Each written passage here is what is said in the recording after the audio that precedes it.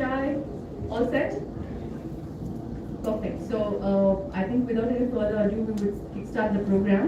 I think some of them are stuck in traffic, but given that everyone else arrived on time, it's only fair that we kickstart the program. Also because we have about more than 150 students who are passed through from across India online. So they're there with us through our live stream, and so of course feel free to pose questions for people in the room and beyond who are sitting across this country. So it's such a pleasure for me to welcome all of you here. And this is one of the first policy dialogues on which is more gender-based and particularly focused on the energy sector that we are happy to host. And I think it's sweet because it started off with a very simple question between two women, and I think they're sitting there, which then translated into a project. And here we are today to sort of share the results. And it's not just about having done sort of a group project at our level, but to see how to include the thoughts and opinions that all of us have in this room and beyond to sort of make sure that the ecosystem is more cohesive for all the dreams and aspirations that we have as women and those of us who are enabling women in the sector. So with that, I would love to welcome Delphine, who is a representative from the EU delegation to India and the primary inspiration behind this entire project and the event today.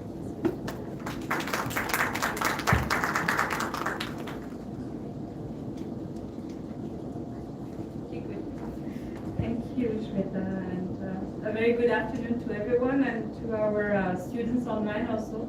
I'm particularly happy also to see some of the young students here in the room who are curious to listen to our discussion this afternoon.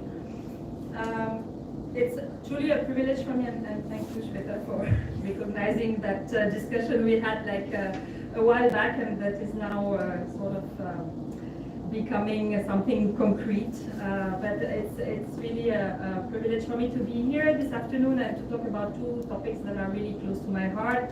On one hand, women empowerment, women economic empowerment, and on the other hand, green transition, the energy transition. So really, this is a great opportunity. I'd like to say couple of important things from our perspective. First of all, the European Union is a fervent advocate for women empowerment and gender equality. This is something we do it at home, and this is also something that we like to promote in our external action, in all our partnership with partner countries. And back in 2021, we adopted the Gender Action Plan, which is the framework that guides our external action when it comes to supporting gender equality and women empowerment. It is a plan that compels us to, at minimum, look at women empowerment and gender equality throughout all our programs. And so this is an important, guiding document for the work we do here at the European Union delegation in India. Whatever engagement we have, we try to bring a gender lens to it. And I think it's fair enough to recognize that there is a growing backlash against gender equality. And this is a global trend that is undermining the progress that we've had on women's rights, on LGBTQ plus rights, and reproductive health. And I think what I'd like to say today is that the European Union is not backtracking on this important policy and priority areas. Recently, just ahead of the Women Day, International Women Day on the 8th of March, we released a gender equality roadmap. I think the signal was quite strong at that time. And the idea really is that this roadmap should frame, path the way to a new gender equality strategy that should, start being prepared in 2025. Our current gender action plan is valid until 2027, so we have a little bit of more time to sort of put things in motion and continue the work that we have started. And back home, we are working on on new strategy so that we continue our advocacy and our support for gender equality. And on the other hand, the energy, the green transition, this is a strategic pillar of EU-India partnership. I'd like to mention the clean energy and climate partnership, and recognize the role of my colleague Smita here in overseeing this engagement, together with my colleague Bartosz, who unfortunately could not be here today. But this partnership really underpins our collaboration with India, and it promotes access to and dissemination of clean energy and climate-friendly technology. It encourages research and the development of innovative solutions. And it's really, it's what's guiding our policy dialogue with the government of India, and it helps us to support jointly projects and research. As we are preparing for a new phase of this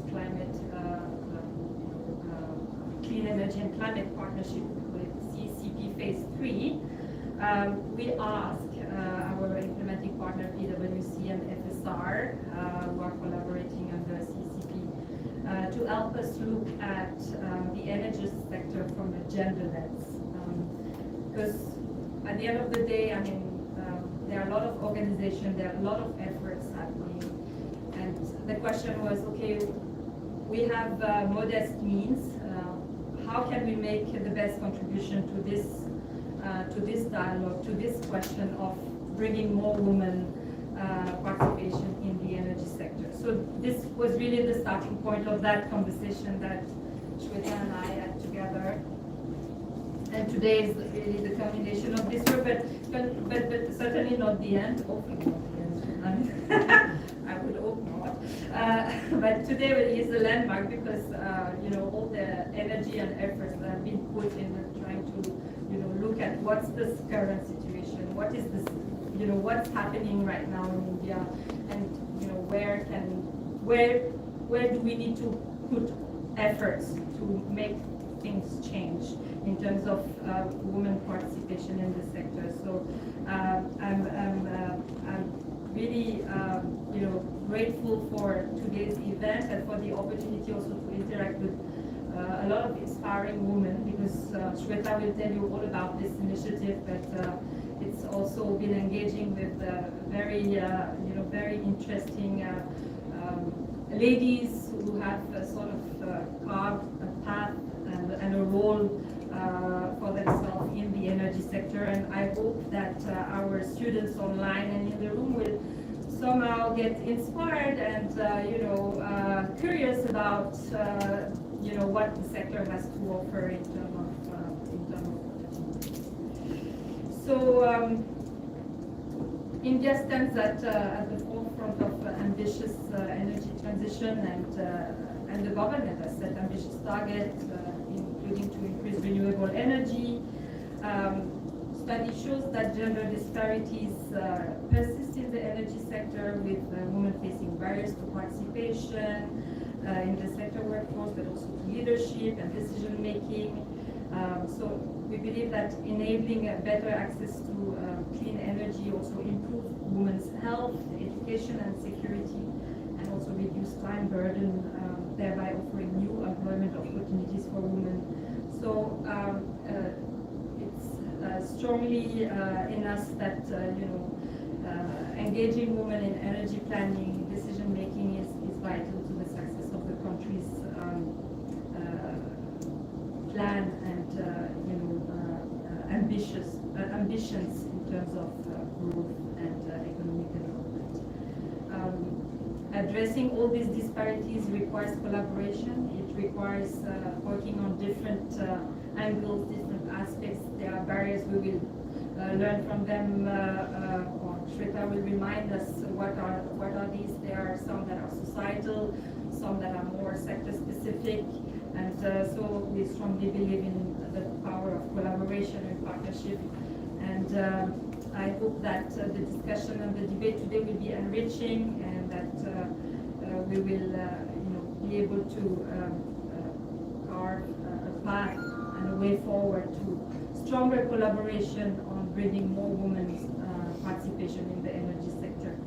So with this, I stop. I leave the floor to all our, inspiring speakers, and you'll have the pleasure to hear me again at the end. So I wish us very good discussion. Thank you very much.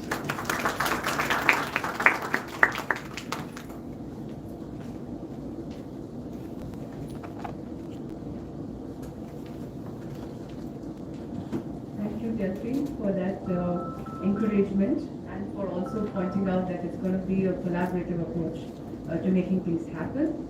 And of course, I've had the pleasure of being in Europe and observing things ground up, and it also gives me added pleasure to be able to meet both the best worlds that I represent and I come from, with half of me being Indian and the other half picked up a lot of cultural things from Europe. So I think it's more personal for me on that front, and I'm happy to have so many of you here.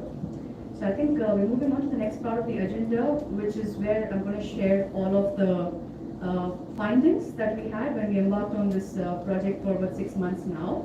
And it's not just something that my team and I did by sitting on a desktop and searching through the web, but we've actually had the pleasure of interacting with many stakeholders. We interacted with students from the 12th grade. We interacted with a lot of students in STEM programs. A shout out to all of them who are online. I think we had a few hundred people who participated in our stakeholder engagement there. Also a lot of them from women-specific STEM colleges. So to be directly and I am participating online. And then of course we also did a lot of stakeholder interactions with development organizations, with people from the ministry, from other CSOs, as well as those who are hiring a lot of us who are coming out of these different programs, to see where do we have the challenges and what are the opportunities that we can overcome. So I'm going to run you through a very lighter version of that findings through this next 10 minutes, but I will give you a wonderful homework as an 80-page read for all of us to read leisurely over the next few weekends. So with that, I'm just going to start.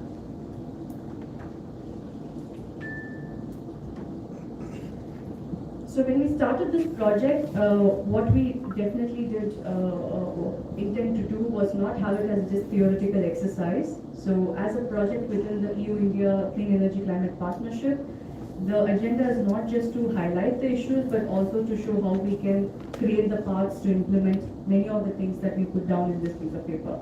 So we embarked on putting together a report, and what this report essentially does is it consolidates a lot of the gender-based policies, initiatives across all of these stakeholders within one document. When I started this report, I thought there has to be something like this out there, but one would be surprised that documents are not that easy to find, but at least I'm happy this ecosystem was able to put together that first draft. But we just didn't stop there. We also started an initiative called the Energy Dozen, which spotlights, as the word says, dozen, 12 remarkable women from the energy sector, because one, energy sector is underrepresented. Two, we do not find enough women role models in the sector. So we wanted to understand what are the different skills that one brings when we talk about energy. How could that diversity also give the right kind of signaling to the youth who are upskilling themselves and educating. And so therefore there is more than one way to get into the energy sector. Not just contributes to your own career development, but for the well-being of the planet at large. We all do hear about climate much in the news. Energy sort of takes a backbench because it's not in the mainstream, and also the perception of the energy sector is a bit more not so cool, meant out for the men sort of an impression. So we're trying to change that perception, and surprisingly, all the people that we interacted with were curious and interested, and we realized one of the things that was required was to change the language and the narrative when we talk about the energy sector. It's not about electrical engineering alone that contributes to the energy sector. It's about those of us who are working in materials, those of us who are working in communications, those of us who are working in partnerships. Many and all skills would feed into this. So the energy doesn't each represent one such unique skill set. coming both from the technical and the non-technical aspects of the energy sector, which in a bit we will see who those 12 women are, and you'll also discover a lot of them through the panel here today. So the report in itself has 5 key elements. It looks at gender policies, legislations, and different initiatives that the government of India has embarked upon since the formation of India itself. Then we looked at which of these are energy focused per se. Then we looked at what are the other development organizations and CSO community doing when it talks about a gender lens, particularly again with a focus on the energy sector. And then, of course, as I mentioned, we did a lot of stakeholder engagements with very variety of stakeholders to see where their thinking is when it comes to 2025. And the last part is marked in red, what can be done next. That is one section we're going to co-author with all of you. So we, of course, have put down some of our thoughts, but it's about all of us agreeing on what that priority is. So every input that goes in here today will be added to that section, and then we will close on the report per se. So let's look at the gender-based legislations and policy initiatives in India. I think India is one of those countries that kick-started on gender inclusivity much earlier than most parts of the world. So we have it entrenched in our constitution from the get-go. But of course, the implementation has been a staggered progress. Sure, given the complexity of the length and breadth of this country, the diversity that it needs to include. But nonetheless, if you look at the amount of policies that are focused on women inclusivity, looking at gender equity and equality, there are almost 50 plus schemes.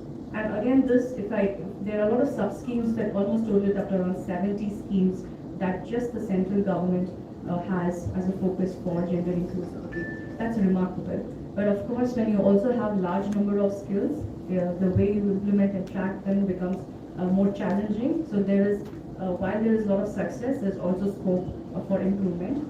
And these are only schemes that are there at the central level. Now, the state governments also have similar programs and policies that are there. So if I'm a woman coming from a particular state, I could be impacted by more than one set of policies. So it's important for me to know firstly what they are, how do I navigate, and how do I get there. So this is just a very helicopter view of all the policy headers. It's not exhaustive. That's where I'm giving you the 80-page read for you to go through at your leisure. But the broad buckets into which these policies fall are usually around health and nutrition, empowerment, safety and security, a lot on entrepreneurship. Education and capacity building is there, but it's not as strong as the other buckets that you have.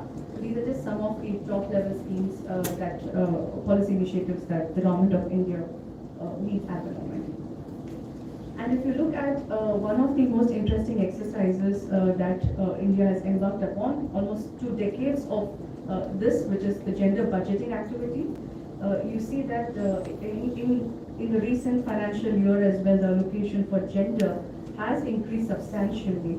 But when you break it down into the smaller pieces of the pie and you look at it closely, you see that about 23% of the gender budgeting exclusively goes for gender, 100% allocation, whereas the other larger part of the pie has indirect gender allocation but not a direct. So there's definitely scope to sort of increase the part A component of gender budgeting, but nonetheless you do see that gender budgeting is become a consistent and continued activity across the states, across the country. And of course, many states have also adopted gender budgeting, but if you look at its allocation compared to the federal level, you see an average of about 6 to 7% at the state level, with only a few states taking a more proactive, whereas the others, it's more of a slight tick box rather than a real inclusivity program. So there is scope to do or improve at the state level, but at the center level, it's a much more organized undertaking for the last 20 years.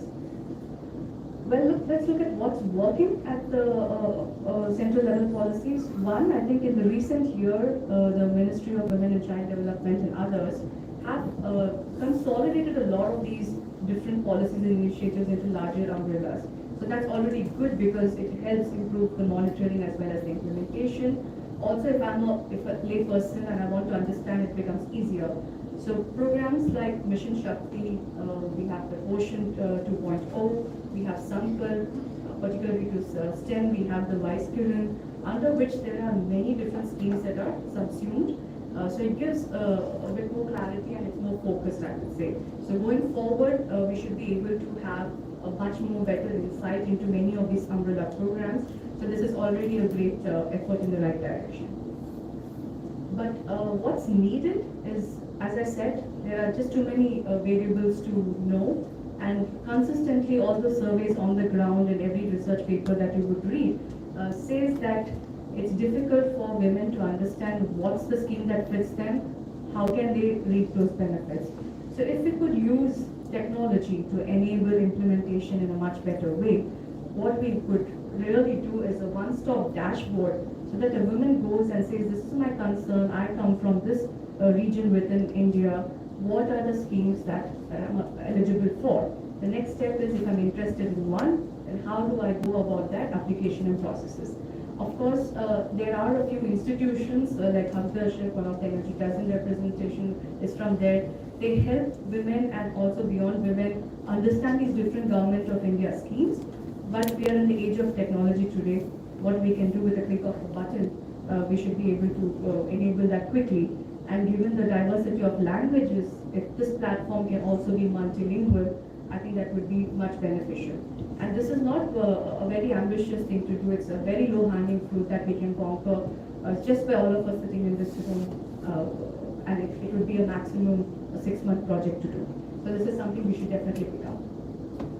Then, of course, on the gender budgeting itself, I think we need to improve on how we report gender budgeting. If you look up a lot of these documents at the ministerial level, there's a very, it's not very clear how they qualify what is gender. And so there is no granularity of data or disaggregated data for us to know what the real impact is. While there is a lot of great initiatives, to be able to measure its impact, I need disaggregated data. So I think that is something that we can do.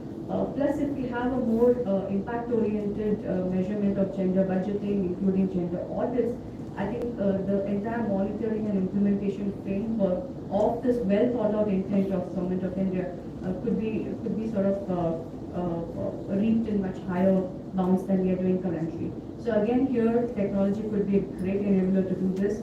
But of course, this is a slightly more complex issue to solve than the previous one that I mentioned. But again, not an impossible one, because we're doing this already in many of the other Government of India enterprises. Now, when we zoomed in a bit onto the energy-related policies, all you see on this slide are the ones that is energy-related.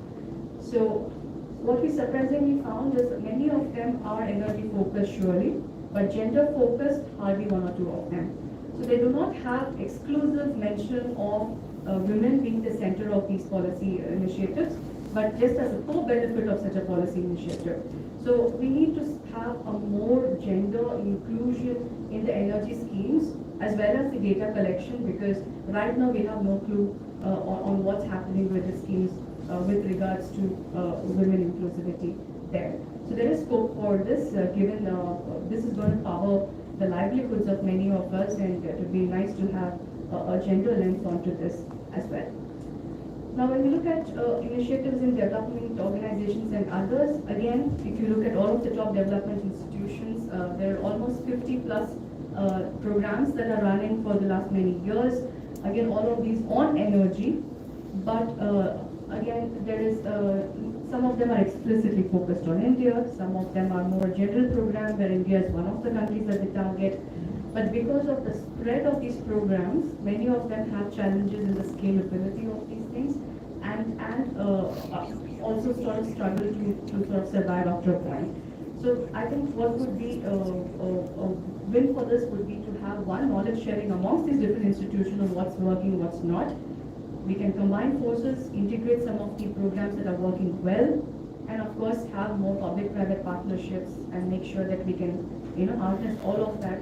And that would solve the scaling up of these programs that have been wonderfully conceptualized many times by women in many of these positions. So I think well laid out ideas, we don't have to reinvent, we just have to reinforce. So that's what we need to do. Again, the same in CSOs and private sector. I think they are doing much better, I would say, because they are very focused, targeted in a particular geography, and they're linked in well with many of the self-help group programs that's also linked with the Government of India schemes. So they seem to have a much more successful rate because a large majority of them are focused on livelihoods, while some of them are also on bringing in training and capacity building in the sector. But of course, you'll find all of these details in the report that we will share with you. Now let's look at women's participation in the workforce in general. If you look at the graph over the years, of course there is a steady increase in how women are becoming a part of the workforce. But if I want to look deeper into this and understand where the true impact lies, again, disaggregated data is a challenge. And many a times we don't know if this integration is happening at the rural area or the urban pockets. And again, there is no way to know if this integration is for dignified livelihoods. So there is, we need to have more data to know if we're taking women out of the drudgery which we usually encounter, and making sure that they have a much more long-term and sustained livelihood programs rather than one-off. So we need more data to be able to truly measure the impact of this. While at the macro level it looks promising, we'll have to dig in deeper to make sure that it's sustained and it's more inclusive and more stronger as we go along. Now, if you look at what workforce participation looks like in the energy sector, we are not doing good in any parts of the world. Globally, women are represented only at 22%, and many of them are still on the traditional energy sectors. So it's more hydro, fossil, and others. Within the renewable energy sector, it's there, but it's increasing. In India, funnily enough, we do not have any statistics on the entire energy sector itself.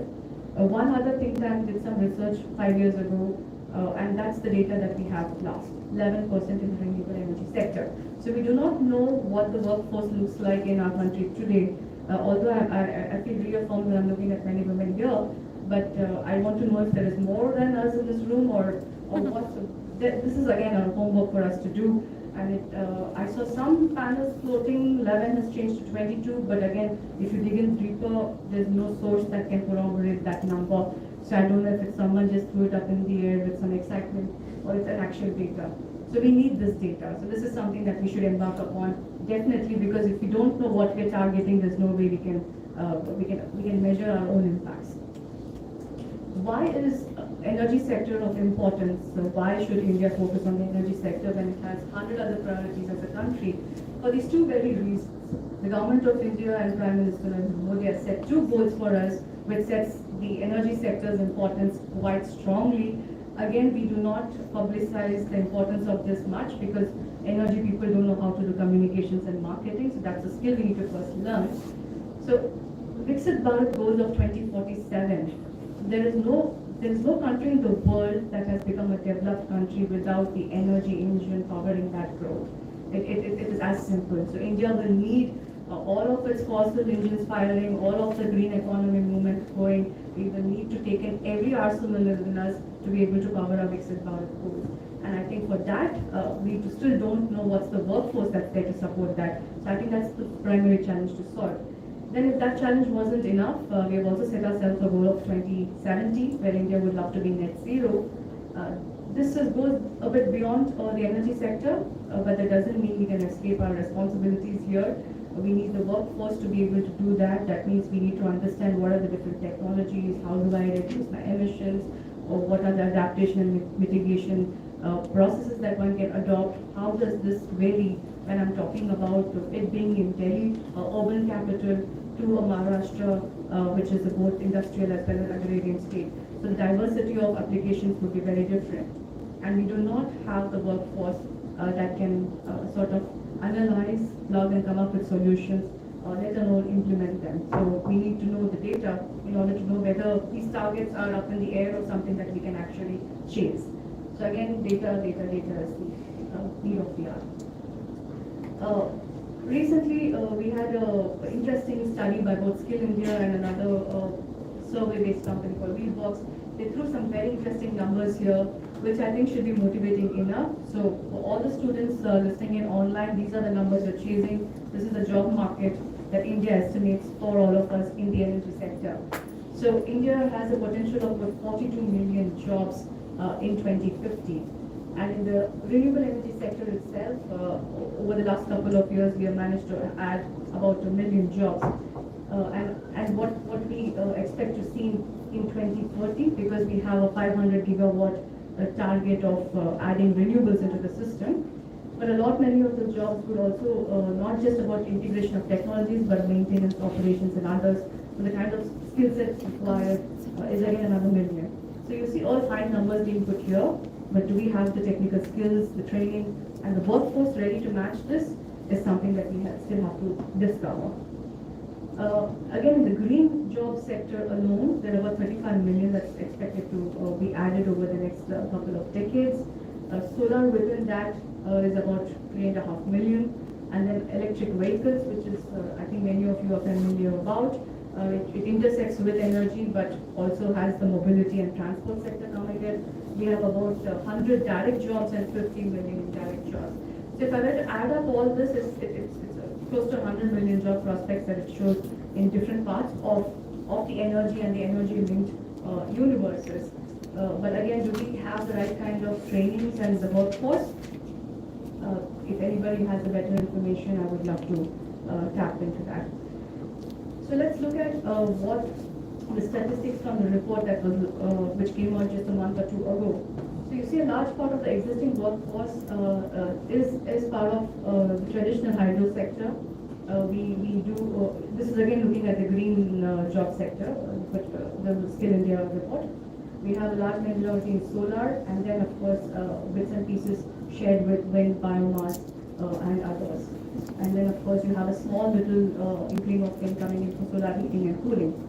And if you look at what degrees are faring well with young graduates, what are they preferring as an education option? A large majority of ones want to directly manage, we do not want to invent, so we're going for MBAs. But we need the core degrees first, so we need the STEM degrees, but it's not just about STEM, we need all the others, be it the commerce, the arts, because we need different kinds of brains thinking and solving the same problem. So we need not stereotype ourselves even into thinking that energy transition for India is only going to be driven by a bunch of engineers. On the contrary, we need others who can challenge that thinking. So we will need the humanities. We have a lot of kids here who are coming in from the humanities background. So you have to make sure our minds are sane, right, to come up with all the solutions. So, and we also have polytechnics, the pharma and others coming in, but again, this is just the statistics from now. But what was interesting from the study is that the employability trend showed that women were about 47% of that. That means they sort of took a survey of about 6 lakh people, and they figured out that they are ready to sort of be absorbed into the workforces. But again, which kind of a workforce is something that we have to begin to see. But at least a large majority of the youth coming out are compatible to get into the workforce, maybe not the right kind of skill matching the right kind of job market, but that's a challenge that we can solve as we go along. Now, when it comes to energy sector, why do we need to rethink the way we look at jobs or trainings? Is because, as I said, energy transition is a complex topic. If I just look at a very high level skill buckets, these are the kind of skill sets that's required. Now, whether it comes from STEM, non-STEM, that's the next layer of this one. So you need people with project management, because we have many technologies, projects, be it technical, non-technical, that are coming up. We need people with social and environmental awareness focusing. We will need data and artificial intelligence, policy and regulatory, like what I do for my daily sustenance. We need people with business and financial acumen, because you need to know if the numbers work.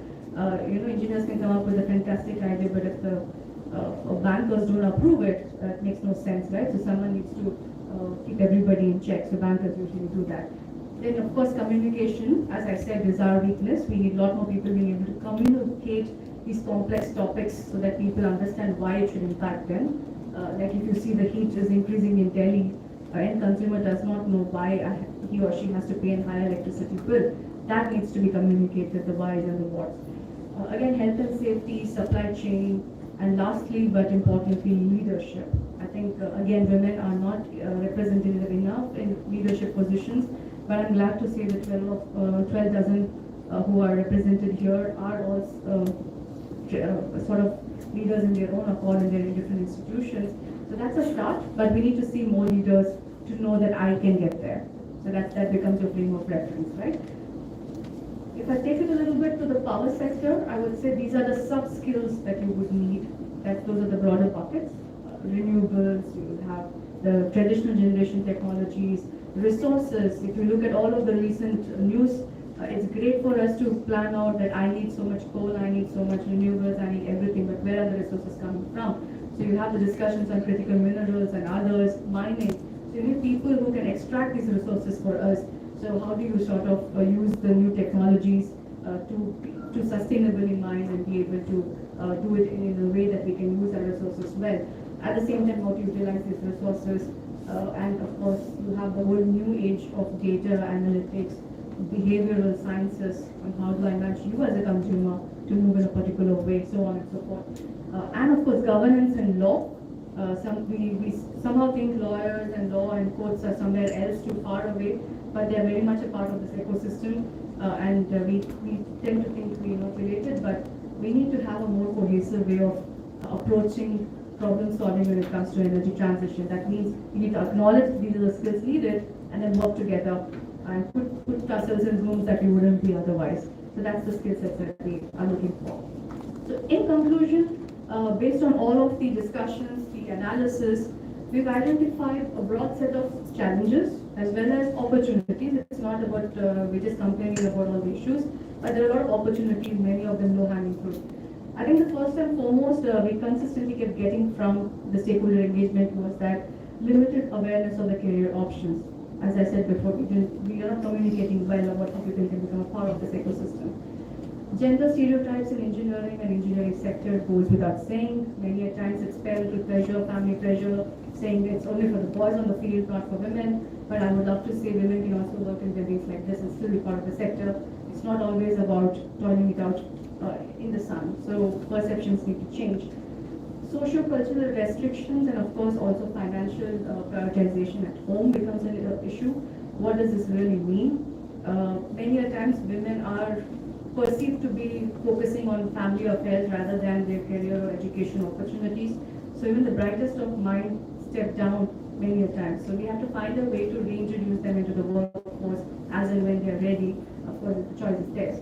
And if a family had to take a call between a person A or B, many a times it favors the male gender versus the female, because the female anyway has to go into household activities or as a homemaker, why to invest in their skills. So that usually comes across. But on the contrary, I must say that all the young college students passed through online challenged me on this, and it made me also realize that we shouldn't bring our own generational biases to the new generation. We should let them to probably chart a new path, and they are teaching us how to do it. So it's also important that we make sure our narratives are right.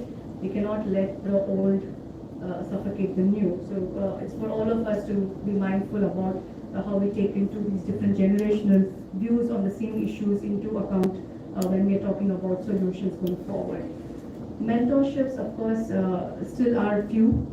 And even if they are there, I don't think so the discovery of this is happening. So we need to make this available to people in a much more streamlined fashion. That's why Sujita sitting here will probably help us in this accord going forward. And then real world exposure, I think, is an age-old problem. It's not 2025. I think a lot of students don't know what the industry needs. So academic industry linkage is a problem to solve.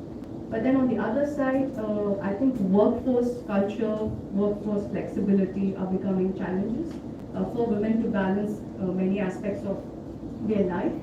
And then also, particularly to the energy sector, limited training opportunities or training programs available for people who are entering into the workforce, as well as those who want to upskill and grow up in the career ladder. So I don't think so we know what courses we should take or where we can avail them from, in a way that the industry would recognize, or whichever parts of the value chain you're working would recognize and give you a job. So here are some of the opportunities that have been lined up. Of course, make energy a career option in the academia, so go back to the schools, go back to the colleges. That means recruitment agencies and companies have to be more energy centric. It's many a times the best engineering brains are all going away to the IT sector because they are the only companies proactively going to recruit. Energy sector is like, I'm sitting here, people will come to me. That's not going to work. So we need to go advertise ourselves a bit better. Of course, more hands-on and practical, because while there are many aspects of the energy sector that can be done sitting in closed rooms, many of it is also live action. So we need people to be prepared for that. More incentives, fellowships, mentorships, and role models. We keep coming back that we need to see more role models as a frame of reference to know that's an option that I can take.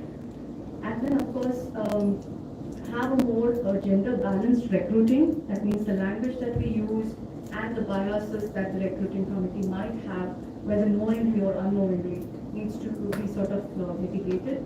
This will come, but it has to be proactively taken. Many times we shouldn't assume that people don't have it. All of us have biases in one form or the other, which we do unknowingly. So we need someone who will be able to cross-check and ensure that that's fair for everyone that's applying. These are all management principles to sort of inculcate at whatever level of organization each of us represent. And of course, a lot of it is also on trying to see if we can support women-led organizations and entrepreneurs. We have V-Hub from the state of Telangana, which is a great example of how you can have a women-centric innovation incubation center. We are sitting here today in an incubation center, but if you walk up the floors, except me and my team, you will not find another woman there. It's usually all men who are coming in for energy-centric startups. So we need to change that. So how do we go about that? I think one of the places that we should start is expand on the kind of trainings that we have that is offered under Skill India and beyond, because they are now focused on a few very great programs, but not enough for the diversity of skills that we need. So it's not that project management is some other ministry's problem, it should be energy.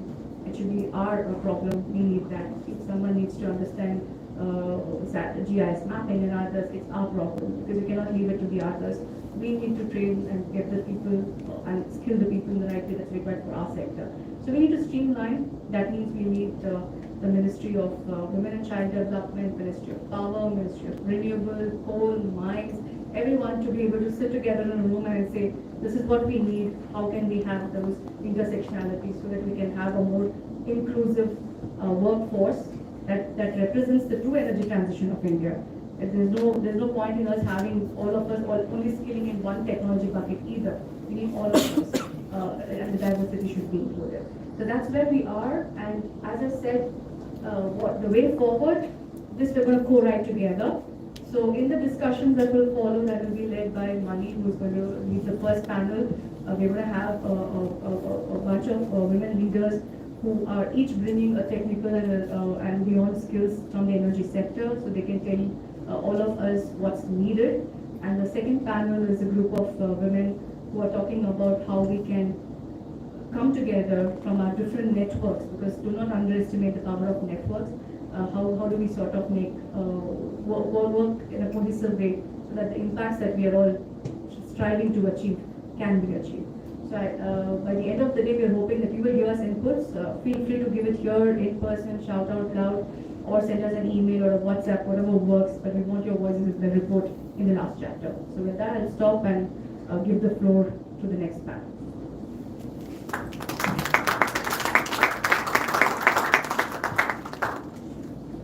So maybe if everybody's energies are still up, then we could move to the next point of the agenda. We'll give all the panelists about 2 minutes to settle down on the dais.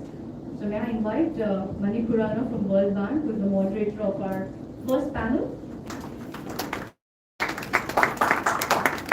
It's almost unfair for me to introduce any of them because they all have wonderful CVs. Mani is driving a lot of development-focused work and on all new and emerging technologies, so they can better introduce themselves. So I'm going to let each of them say a line of their own.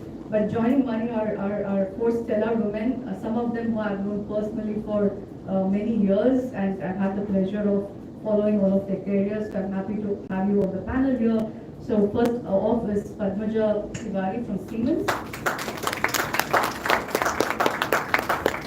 she comes from the industry where it's all moving, shaking, and all the innovation is happening. So pose her some tough questions. Huh? That's where all the innovation is. Then second up, we have Sheetal Rastogi, who is really focused on one of the underserved parts of the energy of clean cooking. She represents Vista and the next program in India. And third, we have Kaveri, who is a dear friend of mine from Europe to India, so I'm happy to have you here. She's a professor at IIT Delhi, trying to solve some of these complex problems that we did touch upon, more from energy transition lens. And lastly, I would love to invite Swati Chaudhary, who is focused on giving finance to all of these women-led initiatives across. So she represents the Women's World Banking. So with that, I'm going to hand over the floor to you, Mani, and looking forward to this fantastic discussion. Thank you. Thank you for the kind words. It's an honor to actually moderate a session where I have all women panelists. It's amazing. And not common at all. So it's funny, you would get a call from somewhere where you're a panel, you're one of the panelists, and you would get a call, can you recommend another woman? We need to get the gender bias right. It's so here, having all these women sitting on the panel, great. Thank you. Thank you for the initiative. It means a lot. So do we want introduction or we are done with introduction? Okay, so let's just start, just because we have a lot of audience online also. Let's start by only one line, So if you were making an elevator pitch, one line about yourself. Yeah? Hi everyone. Thank you FSR Global and EU delegation to India to do this program first of all. A quick introduction as the moderator says. So this is Sheetal Rastogi. I'm co-founder of Finovista. As a consulting agency, we are very focused on energy transition programs, but our core focus has been on one of the very underrepresented sector in energy, which is clean cooking. As a consulting agency, we have been managing a lot of coveted global programs in India, and I'll be sharing a little bit about the findings from those programs. But yeah, thank you. Hi, I'm Swati. I'm a part of an organization called Women's World Banking. I lead their work in South Asia on network development and advocacy, which is basically fancy words for partnerships. Women's World Banking, what we do is basically we are working, it's a global not-for-profit, we are focused on providing women with the tools of economic empowerment. How do we do that? We work with financial service providers, we work with regulators, we work with other ecosystem partners to bring more solutions, more partners, and ultimately more innovations to the market. And what brings me here? So thank you, Delphine. Fun conversation 2 years ago, and thank you everyone for this wonderful time that we've had at Energy Garden. But what brings me here is basically that central question, which is what does it take to make this transition work for women's livelihoods, specifically in the rural and the informal economy. So that's what drew me to this, and I'm happy to chat more about it. Hello everyone. Thank you for having me here for this interesting discussion. I'm Padmaja Tiwari from Siemens Energy. Basically, I'm responsible for the green hydrogen setup that we have there. And it will be very interesting to see that we are also, as Siemens Energy, focusing a lot towards the energy transition, and then finally going to this net zero goal, which is planned for India as well as for the world. And we have obviously a lot of products and solutions with respect to that, but focusing more on what do we have with respect to women-centric policies, and what do we do to make sure that we have diversity in our business. So for that also, so Siemens Energy is working really hard, not just at India level, at global level. and it is good that I am part of that implementation team, and it is good that we are able to discuss openly in front of not just colleagues but also with students who can get inspired and enter this energy sector. Thank you. Hi everyone, I'm Kaveri Aichadira. I'm an assistant professor at the School of Public Policy. I teach courses on energy policy, electricity markets. I have several PhD students that I'm mentoring. But the work that I'm most focused on currently is a Net Zero India modeling effort. And the USP of this project is that we're trying to figure out how development intersects with mitigation and where the synergies and trade-offs lie between the broad and vague idea of development and on the one hand and mitigation on the other. We're trying to do this through understanding employment outcomes, workforce outcomes, citing issues for energy infrastructure. And we will have air pollution, health impacts, biodiversity impacts, trade-offs between land use, water use, biodiversity. So, and another important part about our model is that it's going to be a very detailed spatial representation of all of these factors. So, I'm very excited and I'm glad to be here to talk about the gender dimensions of these problems. Perfect. Thank you so much, everyone. So, just one housekeeping rule. How much time do we have before we start? 3:50? 3:50? Yeah. Okay. Perfect. Okay. So, one line about myself. I'm a senior energy specialist with the World Bank. I've been working in this sector for more than 17, 18 years now. And I've worked across the value chain from generation, transmission, distribution, renewable energy, energy transition. It's very exciting. You learn, every day you learn about a new technology, new thing. And I think this dimension of adding gender to it and how can we focus on that is going to be one interesting topic to discuss today. So you heard about energy transition. Energy transition doesn't only include renewable energy, energy efficiency, EVs. It also includes just transition as you move towards renewable energy, away from coal. What will happen to the assets that we have in the coal and the people who are working in that sector? So there is a gamut of things that have to be covered along with the new technologies like green hydrogen which are coming up. And the idea for today's discussion is to see that how can we integrate women in this topic at every level, whether it is in a professional capacity or as an entrepreneur. So that really doesn't matter, but it's all about involving what are the touch points we can get women in and what are the policies required for that. So without much ado, let me start from that end. Kaveri, first question for you. So you just spoke about the very interesting modeling work that you're doing. And as I said, and you mentioned it as well, the impact on workforce, So if you could just throw some light on as you map it out and you see the impact on workforce, first, what is the impact men, women, and what do you do to make sure that it's positive impact on women? And if you could just shed us some light on that. Sure. Thank you so much, Mani. The survey on the workforce is just something that we have started off with, so we don't have results yet to share. However, let me tell you about some of the field work that my student's done. She has gone to Rajasthan, she's gone to Karnataka and understood what the distributional impacts of large-scale solar parks are. Who earns what, who gets what sort of jobs, who loses out. And one of the things she said is that gender is not even considered in most of the case studies, existing case studies that look at these aspects, look at these distributional impacts, right?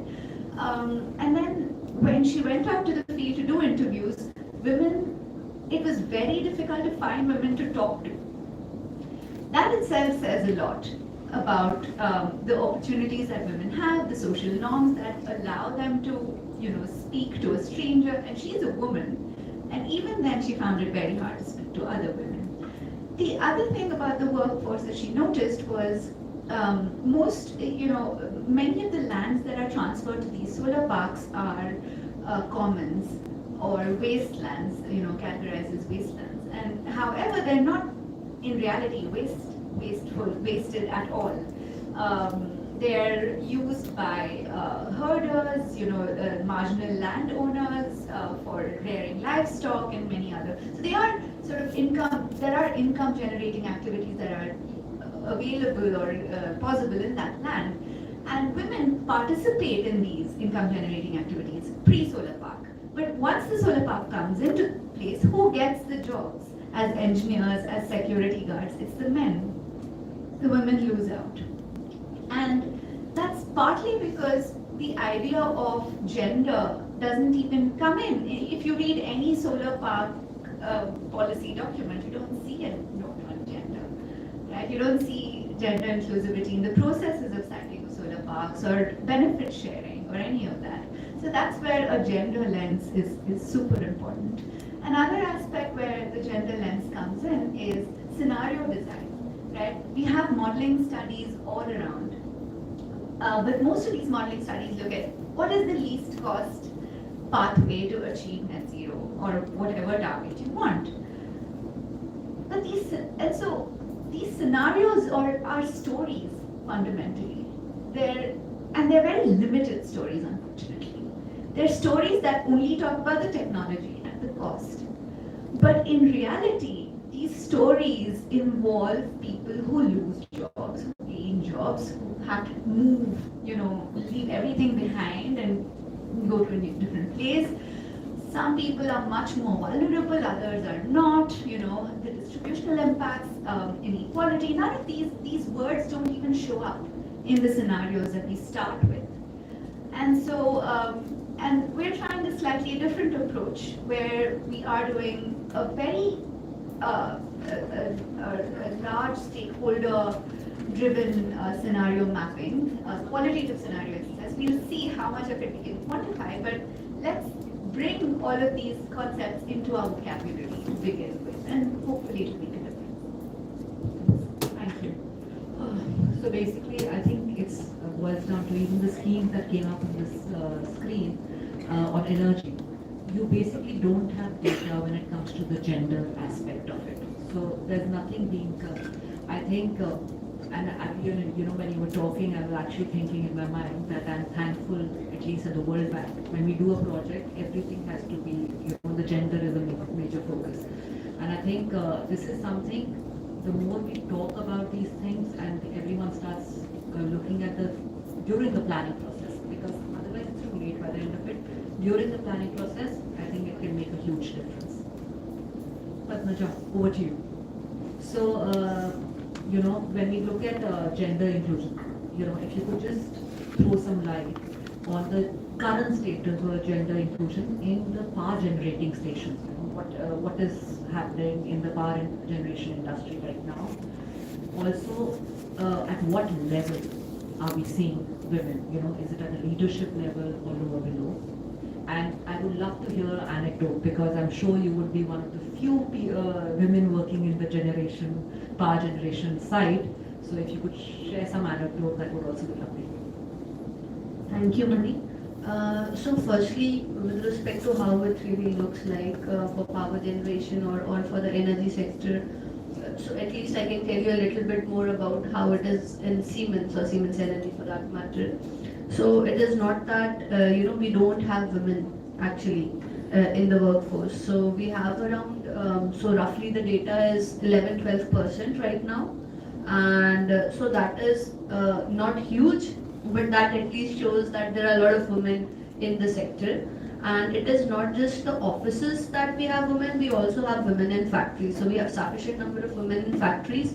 In fact, I came to know that in one of the factories that we have for the steam turbine, we have a huge full bay dedicated just for the women. So as such, Siemens Energy, they are implementing a lot of policies to include women to ensure that women are participating at each level.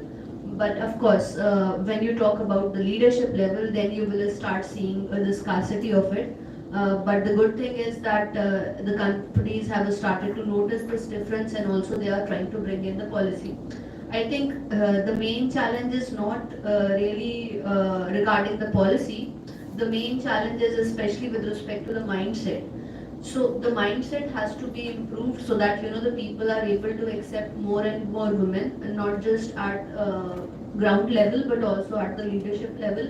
And for that, lot of education, lot of such things and discussions needs to be organized so that such kind of scenario is changing. For energy sector, also the challenge, at least for the company like Siemens, is that we need a lot of mechanical engineers.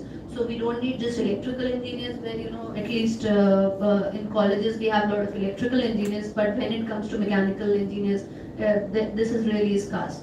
So I think we should also focus that for example, the students who are going to plan their study, who are going to choose their career, it is not that difficult to also choose mechanical engineering, because it is not like old times that everybody has to go to a remote location which is far away, where even you won't even get a car, you won't even get a train. But there are a lot of offices, there are a lot of places, there are a lot of cities where you can also join the workforce. And of course, in post-COVID, and that is basically one of the pros of COVID, that there is also a lot of flexibility. Not just in a company like Siemens, I know for fact in GE also they have a lot of flexibility with respect to working hours, working days, when you can visit office, whether you want to visit office or not, whether you can work remotely. So these lot of flexibilities have been included, and that provides really for the students who want to join mechanical engineering a lot of easiness, that they can really go there. So I think that is really important. Then a personal anecdote for me, I think I was lucky enough to be chosen for a role like this, and the best thing about green hydrogen is that this is an upcoming field. There is nobody trained which is available. So it is not like a traditional energy sector where you'll see that there are a lot of males, very high senior males who have a lot of education, a lot of experience in this field, and therefore they can be only selected for a leadership role. The best part about green hydrogen is that nobody has a lot of experience, so everybody has to be trained. So it is easy for the women to also get in, not just at a ground level but also for the leadership role. So yeah, that is a little. Great. I think Siemens is doing very well when it comes to the women participation, right? Yes. We'll come to green hydrogen in the second round. We'll discuss more about it. Okay, over to you, Swati. So financial inclusion has been the heart of your work, and when it comes to challenges faced by women in the rural and informal sectors, when it comes to accessing clean energy solutions. Can you just shed some light on that? Your thoughts on that? What are the challenges they face? Absolutely. So I think, firstly, as you said, financial inclusion, very fundamental access to credit, very fundamental to accessing energy solutions and to move for that transition. So, what do we need? I think there are certain assumptions that are made as we design products, and therefore intentionality has to be at the core. It's not an afterthought. Now, what does that really mean? That means that when you design a solution and you design for women, you're not excluding anybody. It will work for your entire customer base because they have greater barriers. So you design for those barriers. But the converse is not true, which means that if you don't design for women, they will invariably get excluded. Now, what does it mean when it comes to financial inclusion? There is, in terms of there is limited asset ownership, formal credit history, therefore documentation, and how do we now build in all this to design solutions that work for them? So if we are looking at this, there are basically, or longer challenges, I basically speak about the shifts that are required. So firstly, in terms of how do we score, how do we underwrite? What we need to do is, gender disaggregate data, and I'm looking at Shweta. I heard that word multiple times. So in case of financial, as Mani also said, in case of all financial transactions, all data that is created is by nature is gender disaggregated. But often we don't look at it while decision making. So when we look at gender disaggregated data, we find that women are better customers. Why do I say that? Because they use lesser number of providers. So which means I stay longer with an institution. I will act on referrals. I will provide referrals, which will result in higher customer lifetime value. Now, the moment I look at that data and consider that, I make that extra investment to tap this really untapped customer base. So firstly, we're looking at models which looking at gender disaggregated data, especially from a lens of looking at this data for decision making. So you need to have underwriting models that cater for that. The second thing is in terms of what is the incentive for a lender to go for this. Now, there's a lot of market maturity when they're coming to multiple models that provide incentive for lenders. World Bank has done a lot of them. There are credit guarantees which are out there.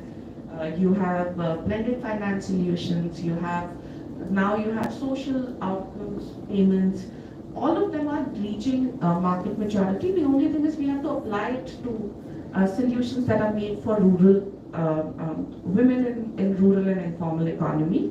And finally, I would say it's about product bundling. We have to think of solutions. Now, I've been banker for most of my life, and I can totally tell you we love products.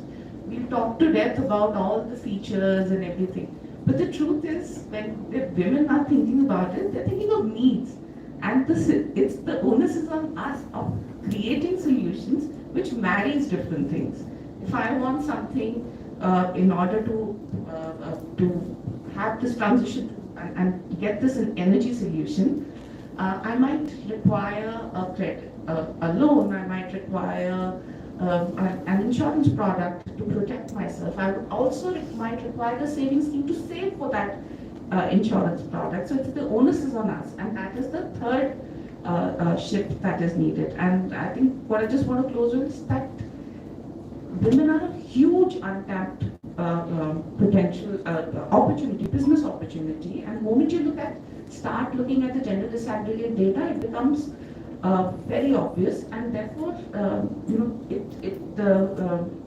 everybody will take a forward step. I'll just close with this fintech that we're working with. Fintechs, we all love data. Look at data in morning, noon, and night. When we asked them if we were working with them, and we did this customer lifetime value for women loans, because women formed a very small percentage of their portfolio. So it turned out to be 30% higher. So we asked him, did you know that? He said, no, we never looked at it. So I said, do other people know that? He's like, no, I don't think people know about that. And what changed is that they made significant efforts to source more women customers. I mean, so much so that during the World Cup, you had 3 ads, and one of them, the protagonist was a woman. And you could see, if I show you the ad earlier and the ad now, you can see the difference. And moment we recognize the opportunity, we will have more people taking forward step. But we require those 3 shifts to have those specific relevant solutions that help women move on to or adopt clean energy solutions. Thank you. That's really encouraging, in the sense that if data can actually open people's eyes and they start acting and see this as an opportunity, then we can actually get a lot of ground covered. So that's really interesting. Sheetal, over to you now. So you work extensively on clean cooking and women entrepreneurship. How do you see these 2 areas actually intersecting to create opportunities for women? If you could just share your thoughts on that. Thank you, Mani, and wonderful points coming from the other panelists, and we'll definitely have a lot of intersections of those points when we look at clean cooking. So since there are a lot of students who have joined us online just for the benefit of them and a lot others in the room, when we talk about clean cooking, we are talking about 2.8 billion people still not having access to clean cooking technologies. We are talking about 3.2 million premature deaths which are happening annually.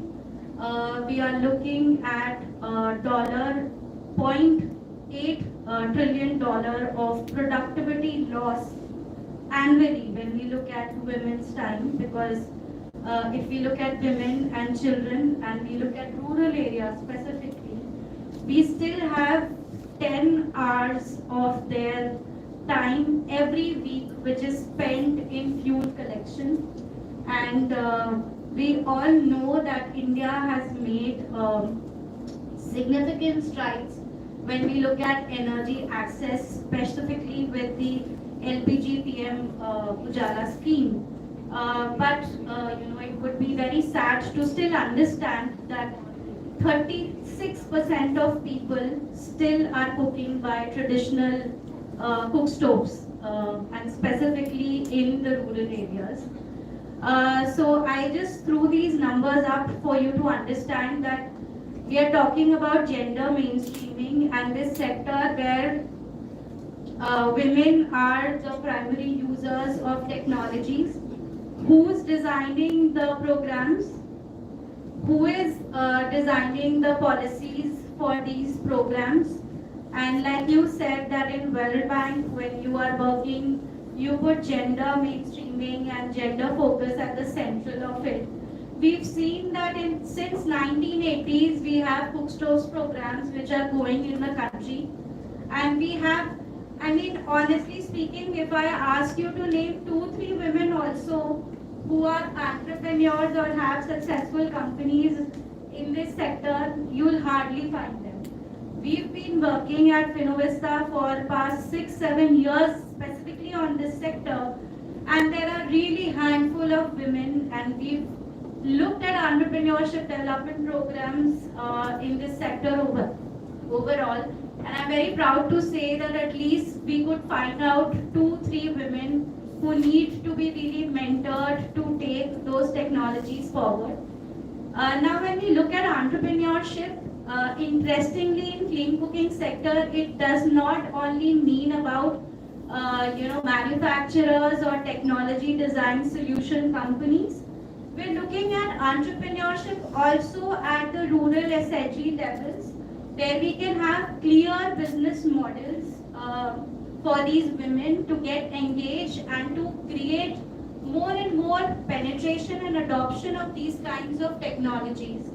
I would like to talk about very briefly about a project that we have recently concluded with IIT Bombay and Bihar Jivika, where we've engaged, so Jivika, if some of you know, basically dwells on the model wherein they empower the women and the didis.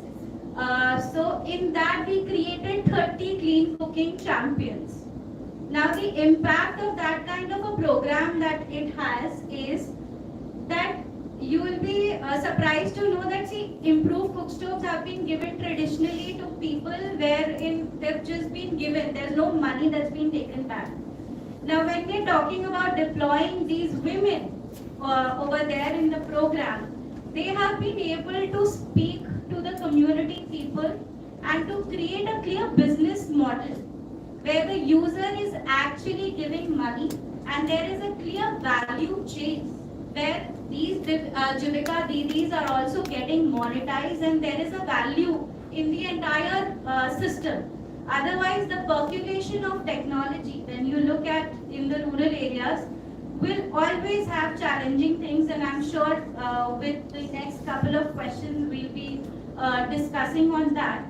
But yeah, to say that there is a lot of gaps when we look at entrepreneurship in the clean cooking sector and the women representation, and these things can be looked at multiple levels.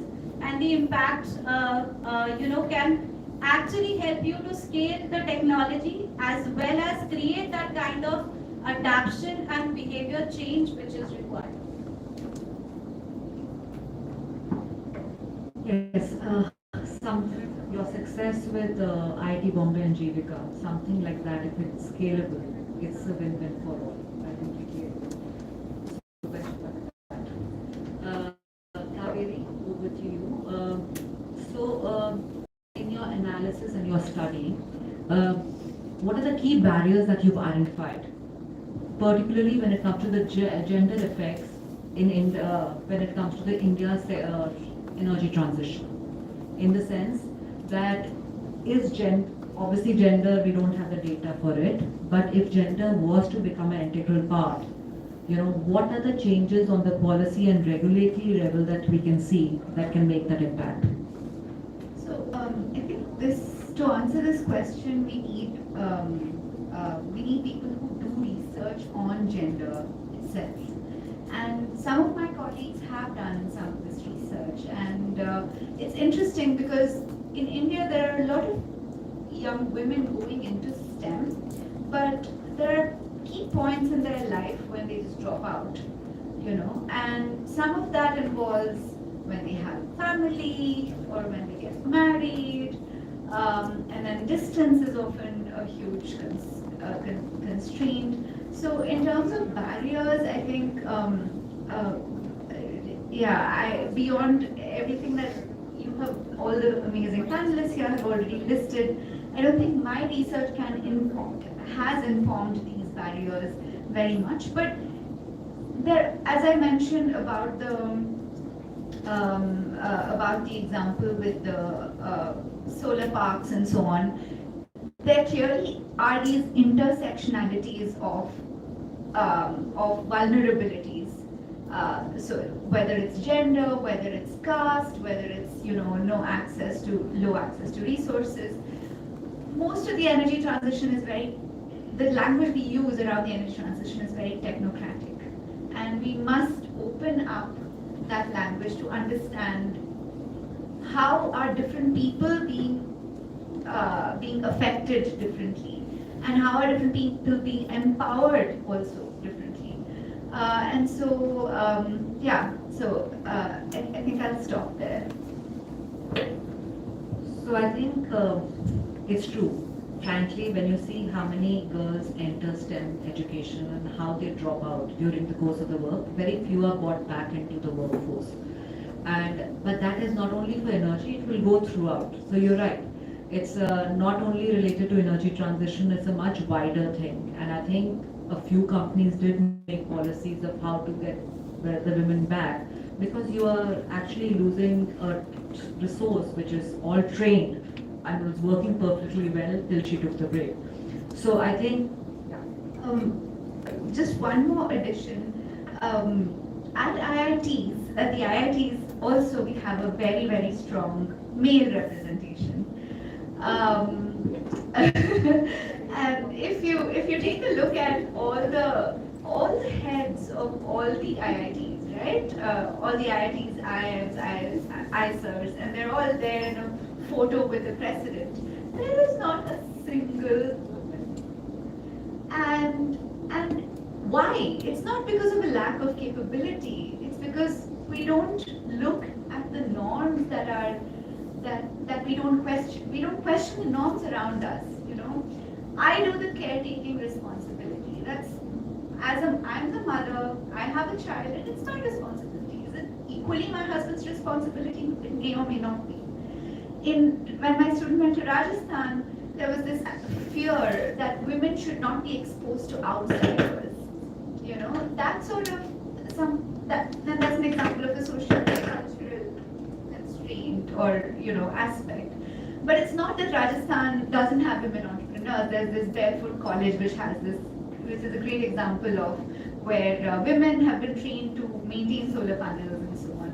In Karnataka, however, there's some things are similar and some things are different. This fear of outsiders, I don't think exists so much there. But so we need a gendered lens study and analyze how norms are limiting us and limiting equal opportunity. Very well said. I agree. When we say that, yeah, I think I just wanted to make one small point about mentorship versus sponsorship, about senior women, how we mentor well, but we don't sponsor as much. And there were, I think, one very interesting study that was done in France, which showed that when we traced career paths of women, they realized that women mentors did not do as good a job of sponsorship, which basically meant speaking about their mentees in various, bringing them up in other conversations and speaking about them, which was very different about male mentors. So I just wanted to bring that interesting. And when I read that, I'm like, yeah, maybe that is true, because I think it's a little bit of socialization, but I don't think we talk about sponsorship a lot. interesting. I was just thinking that why it's an easy thing to do. It's low hanging fruit per se, you know. So anyway, so I've also never heard when they say a woman does well and there's an entire village which is working with her to make her do well at the background. I've never heard that for a man. You're right, but that's the way it is. And but I think a lot of barriers are being broken, but still a long way to go. Okay, over to you, Padmaja. Green hydrogen. So, as you rightly said, new sector, skills are being learned right now. Perfect time, I think, where it could be the sector where there are more women than men. So, how do we make that happen? Do we need any policies, any trust? How can different companies work together to encourage more and more women in that sector? Interesting question. So obviously, I mean, from the policy perspective, I think there could be something which can be done, but just at the recruitment side. So obviously, there is a lot of recruitment also happening, because also there is a lot of push from the government side to develop green hydrogen, and therefore a lot of workforce is required. And what can be done is that the companies can have some kind of targets with respect to recruitment and recruiting basically women into it. And it is also easier than the traditional energy sector, considering it is more focused towards electrical and chemical engineering fields. And what I saw, at least through AI, because I use AI a lot, so I at least saw that some statistics from AI that the percent of women in chemical and electrical sector is like in the range of 25%, something like that, which is much higher than the skills which we need in the traditional energy sector. So that way it is easier to tap in the resources also which are already existing, and then by implementing some kind of targets, it can be easily developed also. And I think there can be some focus which can be put towards developing in the colleges also some kind of simulation study, some kind of subjects which are focused towards real softwares which are also utilized basically in these sectors, because when it comes to smart grids, when it comes to green hydrogen, there is a lot of simulation which is required for the electricity part, because there will be a lot of fluctuation which comes into the sector when renewables are integrated, because it is not really a continuous source.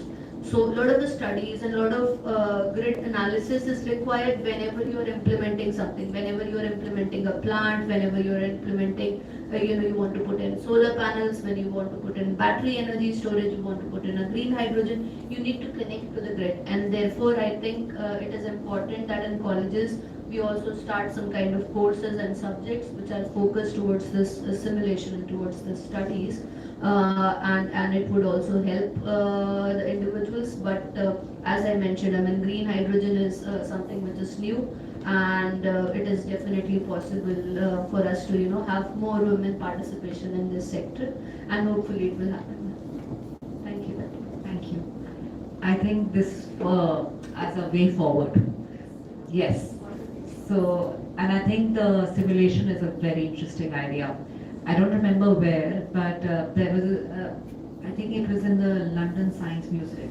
they have this simulation where you actually let the kids play that, okay, if you want to not use coal, but and they had renewable energy, they had battery storage, and the kid could see is the network balancing.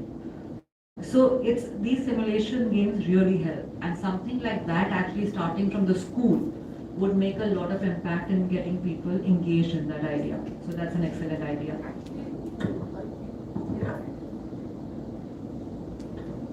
US non-profit has actually started this website which gives you one day as different professions. So one day in consulting, one day in design, and it was basically started with this whole point that people in rural US or kids in rural US could get access to these blue chip companies. So I was just thinking, as you're talking about this, why not have employers like Siemens, like Tata, to have simulations which can then make you visualize yourself in that context. Actually, that simulation was by Adani. They have put it out there. Now that and actually, if you remember the name of that US site, please share it. Think about it. Yeah, that would be interesting. Okay, Swati. Now, you alluded to it in your first thing, but I wanted to dig a little deeper into the inclusive financial, models. What are the different things which can be used to get for women entrepreneurship, especially for the clean energy, and what has worked, what needs more work, if we can add something to the way forward in that. So, in terms of basically, we need to do three things. One is position women as core segments. So if you're talking about rural women, you're talking of informal economies, so that we design for them. The second one is use trusted channels. We often, when we talk about solutions, we forget about the delivery. And a lot of times it's when you say it's the plumbing, the solution is not real till it reaches the women. So how do we use trusted channels? So in case you mentioned about Jivika and Didi, so it's basically women agents, the people that I'm interacting with, I'm engaging with, I'm trusting with, and as I said earlier, women act on referral. So how do I leverage these trusted channels for delivery? And the third is design for network effects, in terms of where there is early adoption. So overall, how do I design for it? I'll give you two examples. We worked with SIDBI and Jivika as one of the state rural livelihood missions to figure out how do you reach women in a way that it is commercially sustainable. So the problem about reaching women by a lot of people give up is it's a disaggregated demand, it's too small. We'll make money in a long-term view till we do a modeling like Kaveri does. So if you're convinced about the model, then you go for it. When we worked with them, I think the piece that worked really well is when you had a community-based organization which did financial intermediation. Now, that allowed a financial service provider to be able to provide a loan at a cost which was it was commercially viable, and it made sense for the women. The second example I'll give you is with respect to our work. One of our partners, Seva, they helped women salt pan workers transition from diesel pumps to hybrid solar pumps. Now, the only way they were able to do it is they were able to bring together government subsidies, bank loans, and local facilitation. If they did combine it, this transition wouldn't have been possible. And finally, one of our network partners, Frontier Markets, they used solar. They helped bring to a lot of women in rural Rajasthan solar lanterns and a lot of solar equipment through trusted channels through their subsidiaries. So these are different elements at work, if you can see, of bringing solutions, clean energy solutions to them. Thank you. It always boils down to now scalability, right? If it's done in Rajasthan, can we do it in other state as well and move on? So, Sheetal, now, basically Swati was able to touch on the financial aspect of the women entrepreneurs. If you could just tell us, according to you, what are the support systems which are crucial for these women entrepreneurs to actually succeed in their clean energy field if they take up something? What is required? So, from a lot of work that we have done, so we will talk about women in different levels over here in entrepreneurship and access to finance. So, like Swati pointed out, when we are looking at micro entrepreneurs and ground level people, we've seen that as an example in our work, that even if a women entrepreneur or a women user wants to get access to that kind of a loan, do they have bank accounts, do they have credit history, do they have that kind of data which is available? So that becomes, of course, very, very much important at that point. Second important thing is when we are talking about women entrepreneurship support structures, the kind of mentorship training we look at as a women entrepreneur myself, you look at technologies and you look at the understanding of those technologies, that's a part of it. But when you're looking at entrepreneurship specifically in clean energy sector, and when I talk about clean cooking specifically, you talk about a lot of things that will go right with that product penetrating. So you have to look at all aspects of product designing, whether it's product's price, whether it's promotion, whether it's the way the supply chain. We talked about different models, business models. When we talk about price, when we talk about cook stoves, carbon pricing, plays a very, very pivotal role. A lot of the fellow panelists have mentioned about gender disaggregated data. Now, when we are looking at a carbon project, are we looking at data points where we are looking at, do we have female heads of households? Do we have how many women in the value chain of supply or the product finally going to have been impacted on that? So gender disaggregated data for carbon pricing projects specifically in these sectors, where price becomes a very big challenge for adoption, also becomes a very important area.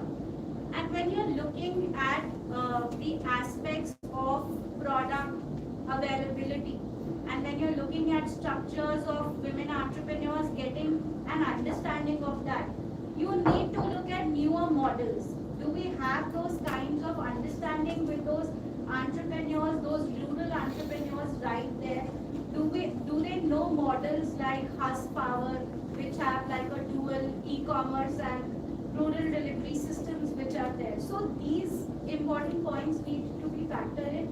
And yesterday I was in a training program with micro entrepreneurs. We are talking about street vendors over here, and we were having these conversations that if we knew that how and where these technologies are available, how cost effective it would be to us as a micro entrepreneur, we'll be able to take these kinds of decisions. But do we have those trainings and those program designs which are able to train these women at the micro entrepreneurship level, where we are looking at small entrepreneurs in rural areas operating a small shop? What do they need to understand about the changing environment? We were speaking to them, we are all busy about what are the harassment challenges of a street vendor. I mean, for them to understand that what is the climate impact of cooking technologies, what is the savings that you can make with energy efficient technologies, is absolutely a different domain for them. So yeah.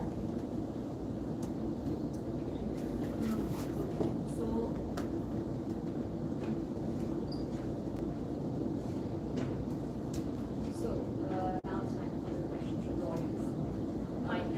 So we'll only be able to take 2 questions because of the time. So yes, the mic is on. Sorry, 2 questions from the audience, please. Sorry. Can we get a mic there? I think I'm loud enough. Can you please introduce yourself and then tell us who should answer your question?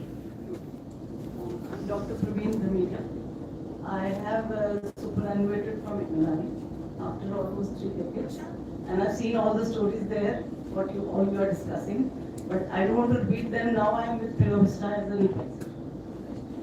I want to tell Kavita that regarding the gender, when the gender budgeting was introduced, after that the gender data of each program was being submitted to the Ministry of Statistics and Program Implementation. So you kindly go to their website and you will get all the data on gender. Second thing is for the Department of Science and Technology.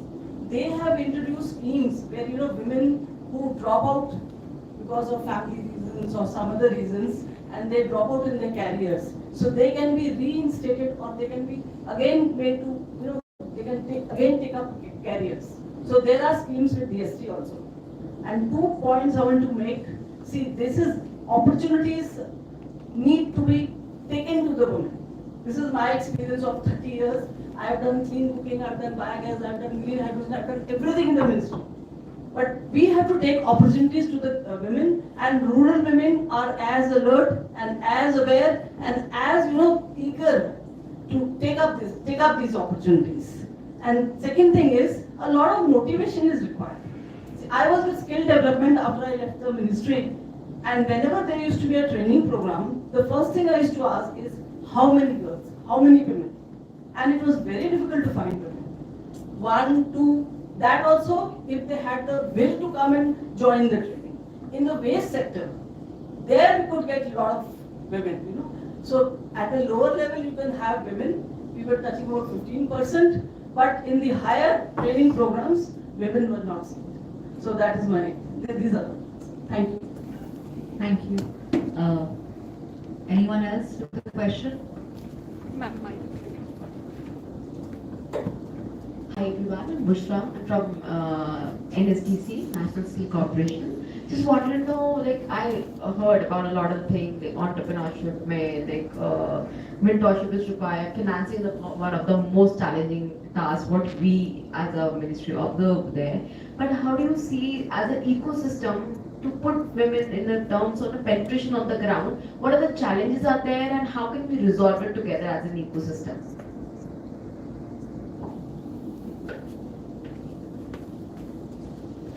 I think, see, for me, if it is demand driven, there is nothing like it. I mean, you made this think about scale.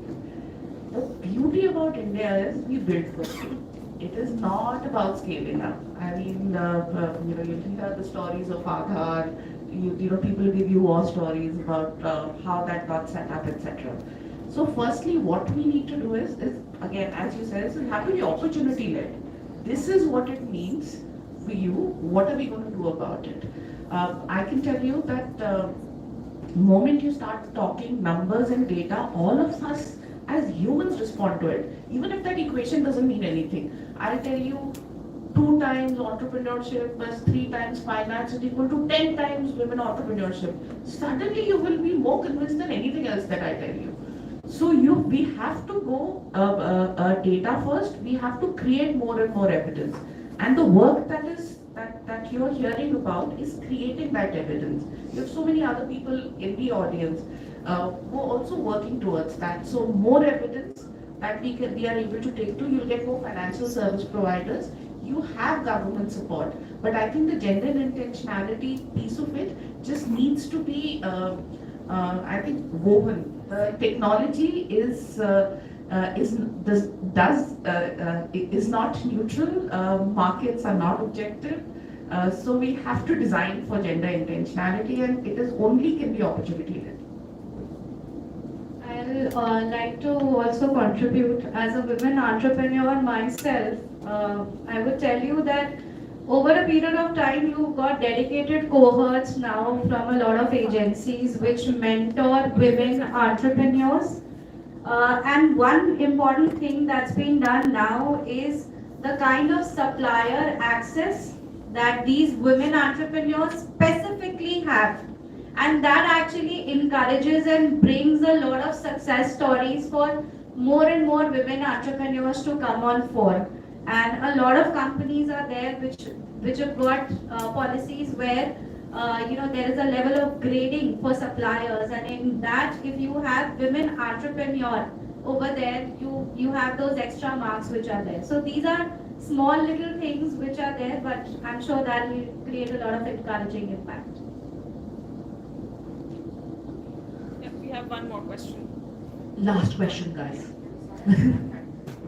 Hi, my name is Sharvika. I am a 12th grade humanities student, and there's been a lot of technical talk throughout this entire session, which I was not really familiar with. But there has been this one specific question that has been restlessly lingering on my mind, is that how can we as humanities students contribute to the energy sector?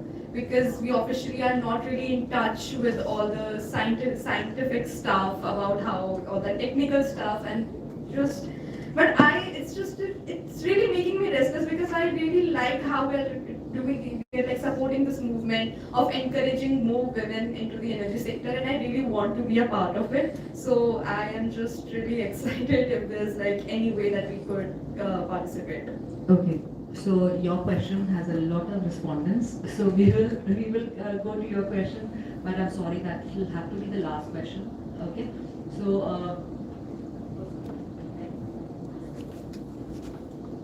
I didn't get your name. Shalvika.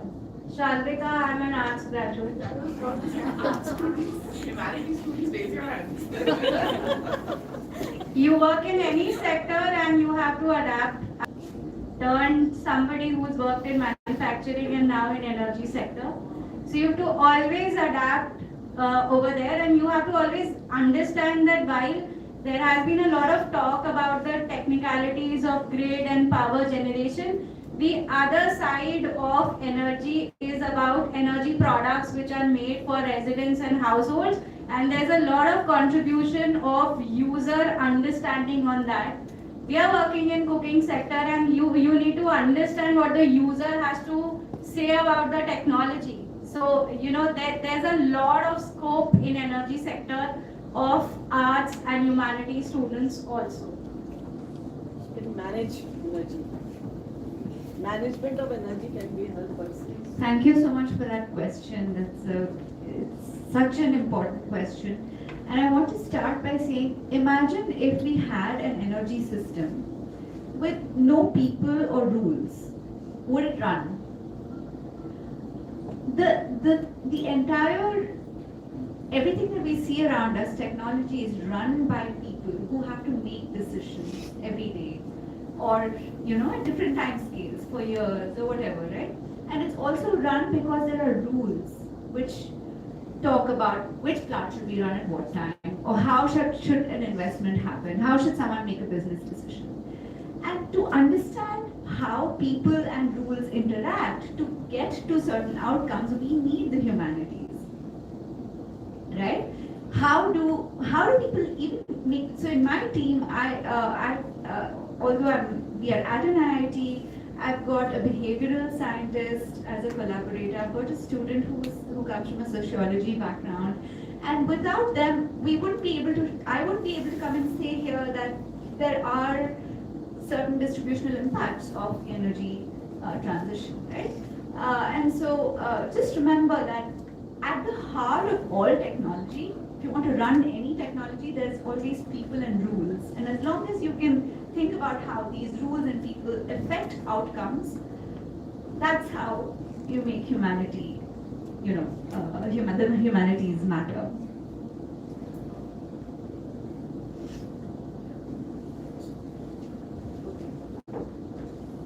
should we? Okay. Well, thank you so much for the lovely panel discussion. Thank you. May I just request you to be seated for a few more seconds? Since we're talking all about women participation, I think we are trying to put them on the spotlight as well. There are a lot of invisible hands that have also contributed to the event today. So So may I invite Bharatji from Tata Power CSR. So the Tata Power Delhi distribution has a lot of community-linked programs. So we have small tokens of appreciation from self-help groups run by women from the utility jurisdiction here that we would like to give you as a small token of appreciation. And not just that, a lot of them are also sitting outside to interact with you when we finish the session today, including Pani Puri Wala Bhaiya from this jurisdiction. So it's a community engagement through and through. It's not all serious tech talk and others. Women supported. I asked him to bring his wife. He said, "Bachche ko dekhna hai. I can't bring her along." So, but he acknowledged that his wife is powering those puris that we're all eating. So, with that, may I invite Bharatji here? So, we have a self-help group of Swagan, and they have prepared small little things that I hope you will adopt.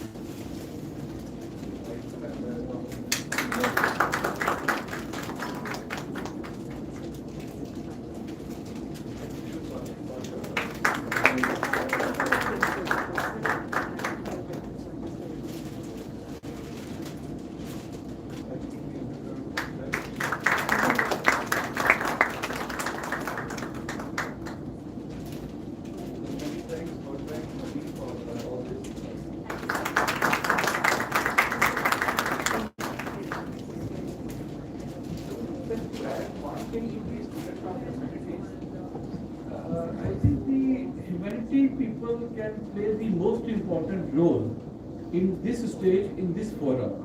And why I say so, when we look at the numbers that we saw in the beginning, there is less participation of women. Now, why is it so? It is the gender bias amongst the leaders. And who can make that happen? Who can drive that change? Who can make people understand the importance and value of that?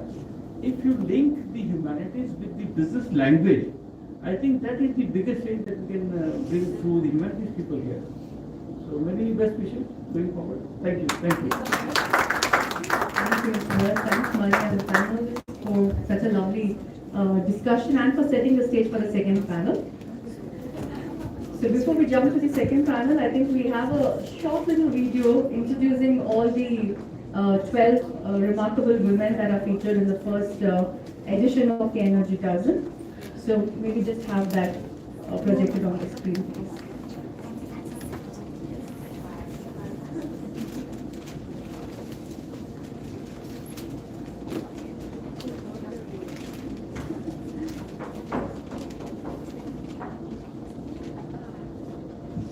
If I'm asked in a very Bollywood, how is the Josh? The room is still with us?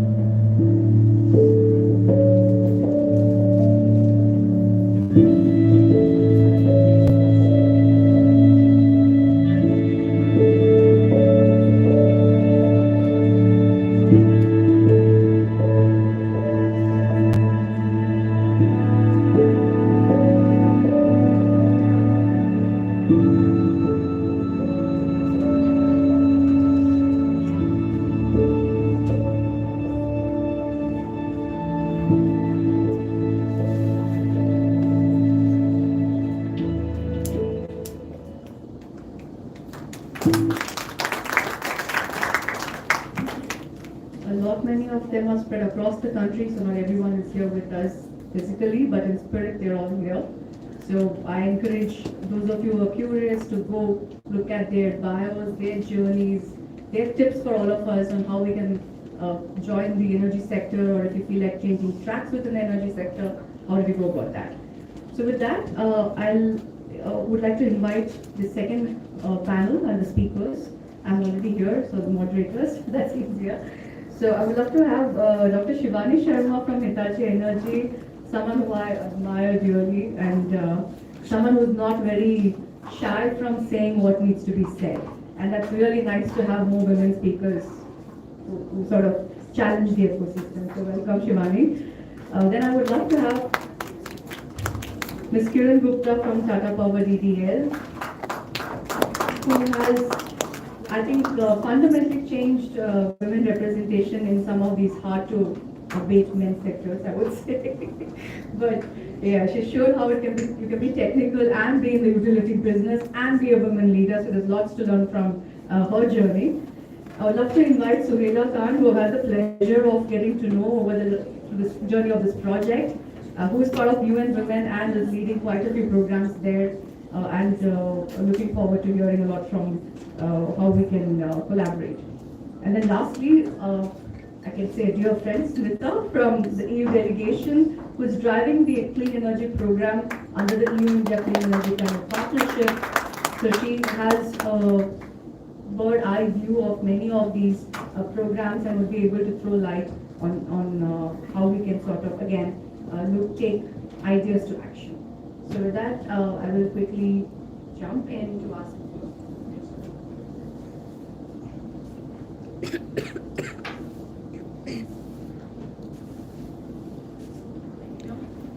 button one. Yes, mic test button. So I hope, I mean, the previous panel already set the tone for us and it was really interesting. But the focus of the second panel is to see how each of us coming from these networks of programs can sort of join forces and deliver some of these things that the panel, first panel threw at us, as well as a lot that we have discovered. A lot that we have discovered through this study. Can you hear me now? Yes. Yeah. So my first question is to you, Shivani. You yourself come from a tech world, you're driving some of the emerging technologies within the energy sector. We heard Padmaja talk about how green hydrogen sort of creates a level playing field for women to jump in because it's new. So is topics like digitalization, which is relatively new, but again not all that new in terms of the knowledge itself. It's only been applied in other sectors. So from your experience, one, how do we engage more women in this new emerging threads within the Indian energy sector? Thanks a lot, Shweta. Absolute pleasure being here and grateful, and I've seen the wonderful work that Shweta and her team puts behind the whole initiative. There's so much of passion and purpose that the team has that every interaction turns out to be very amazing. The report also she had indicated, I was part of one of the surveys, and I have to really applaud Amrita, Leena out there, who were so young but they interpreted it so well. So, totally sitting at the heart of it. And thank you so much for, starting your speech, reiterating the establishment that diversity push is here to stay. There have been some recent global, turbulences around where some policies are being taken back and so on. But then this re-establishment from senior leaders is very, very important that diversity is on the way. And Shweta, I think, I'm more of a technical person, but I will try to make it interesting so that the younger talent can relate to it. But if you see around you, everything is changing, right? You would hear solar and wind and green hydrogen, biogas, pumped hydro and so on. So we are standing on the crossroads of energy transition. Decades back, we used to say that, oh, electricity, energy, let's have it reliable, it should be affordable, it should be, it should be a good quality of power and so on. Now we have come to a stage where energy transition is there. We also have to have aspects like resilience. We also have to add aspects like the decarbonization and the just factor. And when I say the just factor, I'm also part of CGRE Women in Engineering. We have a net zero initiative group, and there's a young person who asked about how humanity plays a role, right? And that's where I was recalled of this important initiative. So we have females across the globe. We discuss what are those climate change events that have happened around us, right? And what is the kind of impact which is there. And when she mentioned initiatives like digitalization, do we all sometimes think that, when there's a power outage, who gets affected the most? There are women sitting at at home who get affected. We are working on the women participation level of it. So where do we stand with this? So and then Padmaja shared an experience, right, of being new. I was remember 2008. I was into solar 5 megawatt. Today we are talking of 500 gigawatt by 2030. I started with a humble 5 megawatt plant in Himsar, Rajasthan. While I was posted at Reliance Jamnagar, it was the Asia's largest solar plant at that time. Similar situation, nobody knew how it is and so on. But when we talk of women participation, I completely agree with the senior member sitting there, where we say we need a lot of motivation, right? So once you have a new area, okay, there's nobody else, I can do it. There's nobody else, yes, but how do I prepare better for it, right? So it is just not about having an equal opportunity. You may not like me at present for saying this, but we keep on talking of equal opportunities. Let us also focus on equal outcomes.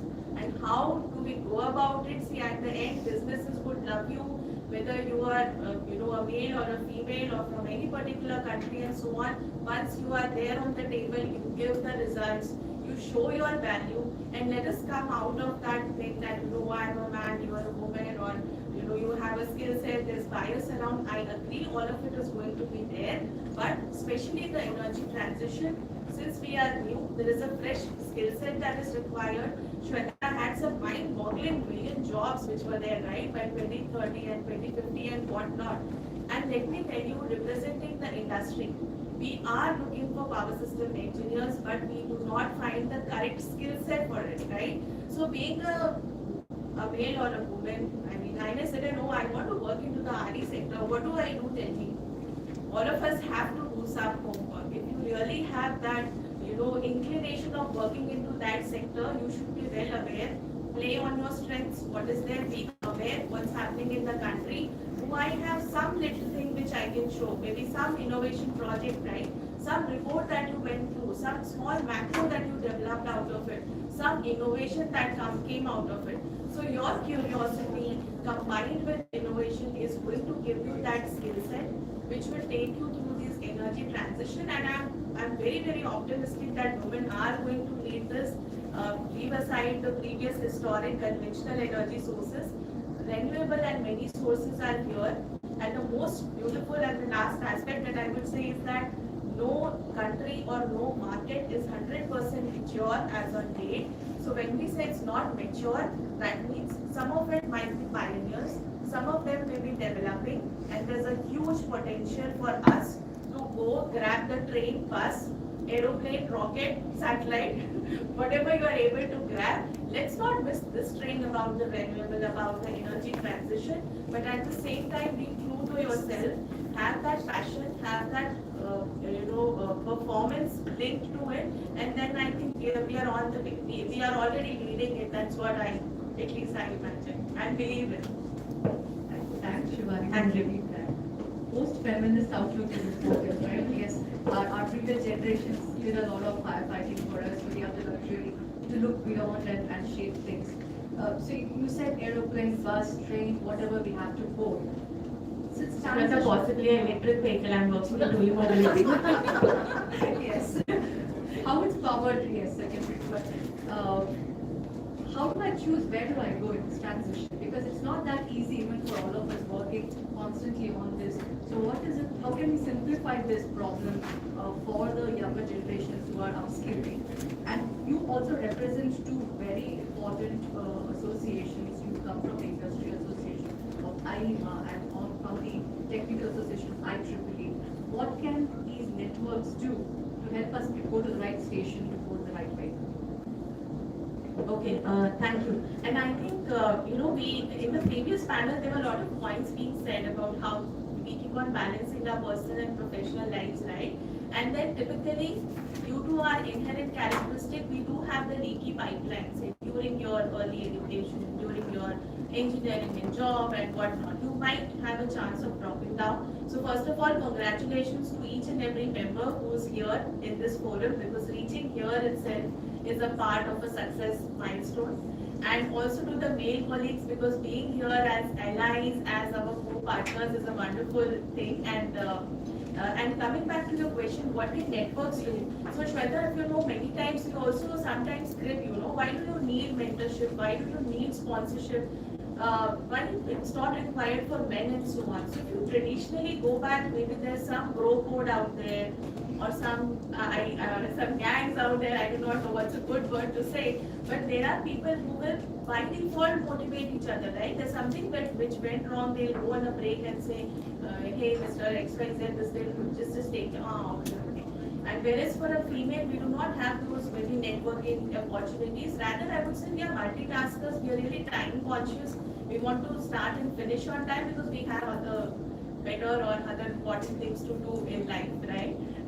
So we do not have those personal networking opportunities, or maybe they are limited. So coming to this networking, very, very important, being part of different networks that might define your net worth going ahead. And how could you, so I cannot maybe sit and read 100 reports today, right? Or what 100 other experts think. But how does that networking work? How do I get that market intelligence in the quickest way? So if I have that network, we are working towards one sector. Shweta did show so many areas over there. So how do I decide where I have to go? There are networks working into these areas. What is my interest area? What's happening in the field? And the anticipation, which is the most important part, right? How do you anticipate that what's coming up in the market? How do you prepare for it is most important. Coming to those areas, I think energy transition as a whole is a very hot cake right now. You talk of renewables, you talk of energy storage, and if we have to talk on the technical terms, I can just do a deep dive into everything. You talk of storage, we've heard of battery energy storage systems, but pumped hydro is what's picking up. For some reason, they were kept off. There's no, known reason or a political reason and so on, but they are restarting. Maybe let's have a look at what does the budget say. Where are the finances moving towards? Where the government is investing? There are also websites by our own CEA, Grid India. They list out these are the areas where we want you to do the research topics into, right? So it may not be a full book need, but you can find menus around how and what is going on along, and but at the same time that sincerity and passion has to be there. I think just before the session we were also discussing the volatile aspect of it, of the younger generation, and how there are so many options available with them, right? And let me tell you, as a with 20 years in the industry, it's really a pain for me when I hear that somewhere electrical is closing down, somewhere mechanical engineering branch is closing down, because that's not the reality. In industries, I think Padmaja also mentioned, we need mechanical engineers. So it's no motor alone that the mechanical engineer is going to work into, right? There can be a transformer, you can have a detailed design for somebody working on the solar panel and so on. So not many such initiatives, and then I think, Shweta, going ahead, we may develop many synergies across the mentorship which is possible, right? Maybe having something like a buddy program, a mentorship, or maybe some fellowship. You might be looking for an internship, I might be looking for a reliable resource. How do we match those things and how do we take it ahead? And there are such wonderful stories that we come across when we interact with some people. I think that Abla Nari is left long back. We are sometimes we have to say, oh, cool down, Abhi. So I think Delphine was mentioning that I hope this continues. Believe me, this is a spark that is there today, and it will take it to fire with which Shweta are leading. Thanks, Shivani. I think you raised a lot of interesting points. And go back to what again previous panel touched upon and what you touched upon, the power of sisterhoods. That's what I would call. I think the men have the brotherhoods or whatever gangs that you call them. But we need a sisterhood. We're also busy just surviving that we don't have time to appreciate that we have this sisterhood. And I think the power of that is still not harnessed. We need women backing women. It's highly competitive, so many times you also see a negative connotation of that. But if we have more of us showing there's a positive way of doing it, I think it will become less of a threat to each other and more of an encouragement and an empowering role. So we need more sisterhoods, platforms, in whatever form that can come in. And I agree, there's no substitute for hard work. We have to do some homework and we have to go. And courses for transition, this is something I think the US universities have cracked up on, how to combine these courses under different new headings, which I think Indian education system can also pick up. We usually have electrical with IT and others. It's all under the new age technologies. So we have to make it look cooler for people to definitely participate. So Shweta, I'll just add a very quick point here. Somebody also mentioned having simulation tools, right? So my own organization, Hitachi Energy, to explain energy transition, we have short 40 seconds video, 4 episodes each. 40 second, very funky, very nice, And whenever I go to IITs and institutes to take those trainings, those are the videos I pick up. Just day before yesterday, I was dealing with Amity students for the Earth Day. We were talking about green energy, net zero, and believe me, I understand it can be boring at times. So how do we relate it? How do we make it more interesting? So I can maybe share that link with you. It's perfectly made for youngsters. Yes, all the fresh perspective, diverse perspective. Let me not be biased. Not just youngsters, those who want to change tracks also, I think, right? So for the young and the ones experienced. And another thing, I was in Delhi and there was a student who came and asked me, I'm not able to understand where do I go to, right? So it's okay if you do not know things, a very crisp message. Please name it as an exploration stage where you are really seeing where to go into, right? Let's not get confused or locked down. I won't pick up the mic. So I understand your urge. We get very few platforms to voice ourselves, so we should literally grab at all the opportunities. So I think everybody is in spirit with you there. Coming to you, Ms. Kiran, you are in let's say the more male perceived part of the energy value chain, the utilities, and at the same time, the irony is it is also the last mile which connects to consumers. But you happen to be one of the luckier utilities, I would say, who has shown a bit more of a community engagement. But nonetheless, I'm sure your journey up to the top was not the most easily carved. So could you throw light on what really it entailed to be where you are? How did you overcome that, and what could be the messaging that you would love to give to younger professionals there, be it men or women actually? I think you've done a great achievement.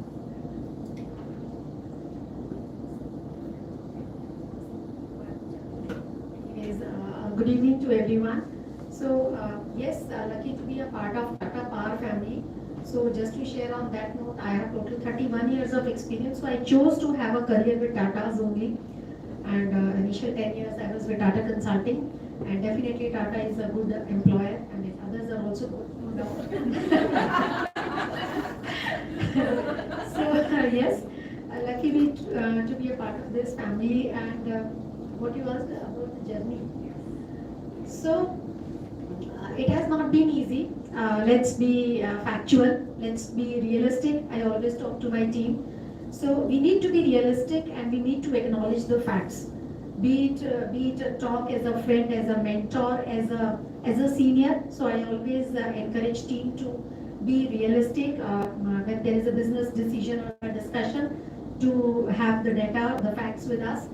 So this journey has not been easy, but yes, I think Tata as a group, and initial 10 years being into consultancy was still better, but yes, when I joined Tata Power around 20 years back, 21, so this is purely a male dominated area, and the distribution part of it. So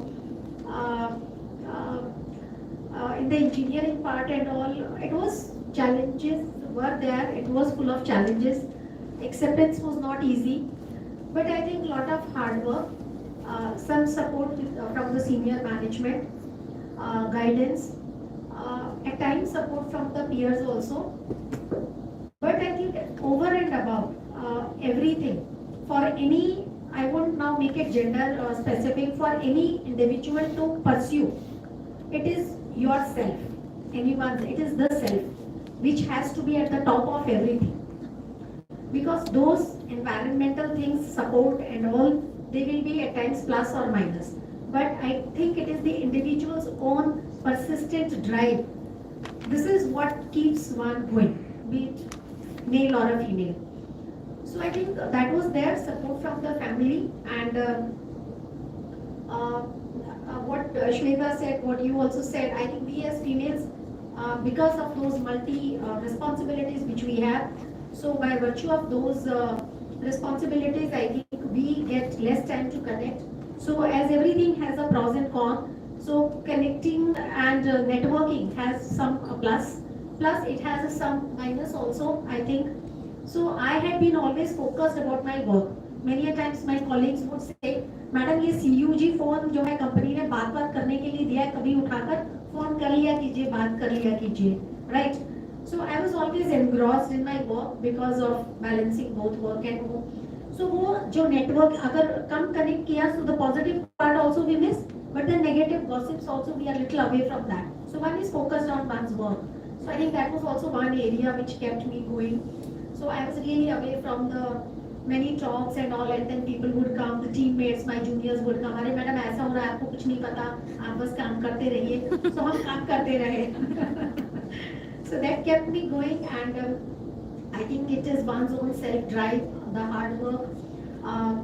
Everything, though we say women empowerment and all, but my journey says that at the top of it, it has to be your own hard work, and it has to be the merit. You have to actually, the merit has to be there. Nothing comes just like that. There is a supportive environment, no doubt. It is becoming much more conducive nowadays. In our times, like 31 years experience, if I am having, I never found a mentor. I could never find a senior women professional or a colleague who could advise me that, okay, Kiran, it is good to take leave, maybe 2-3 days leave once in a year or things like that. Though I had good male colleagues and friends, but I think we missed on that. And the younger generation of today, I think there are not many opportunities. So I find it much more encouraging as an environment. And I think I don't see there is any reason that one should have the doubts. One has to be clear what you have to do, be it humanities or be it engineering, energy sector. I think there is a lot to contribute. Just be focused on your own area, and I think just keep on doing. On that, because you said you need to self-empower, it's very important. There are others to support, but self-empowerment is going to be the engine that will drive anyone. Agree. So we spoke about a lot of skills required, we spoke about the need for capacity building and training. You are also part of networks such as WePower, which cuts across many different stakeholders across countries even.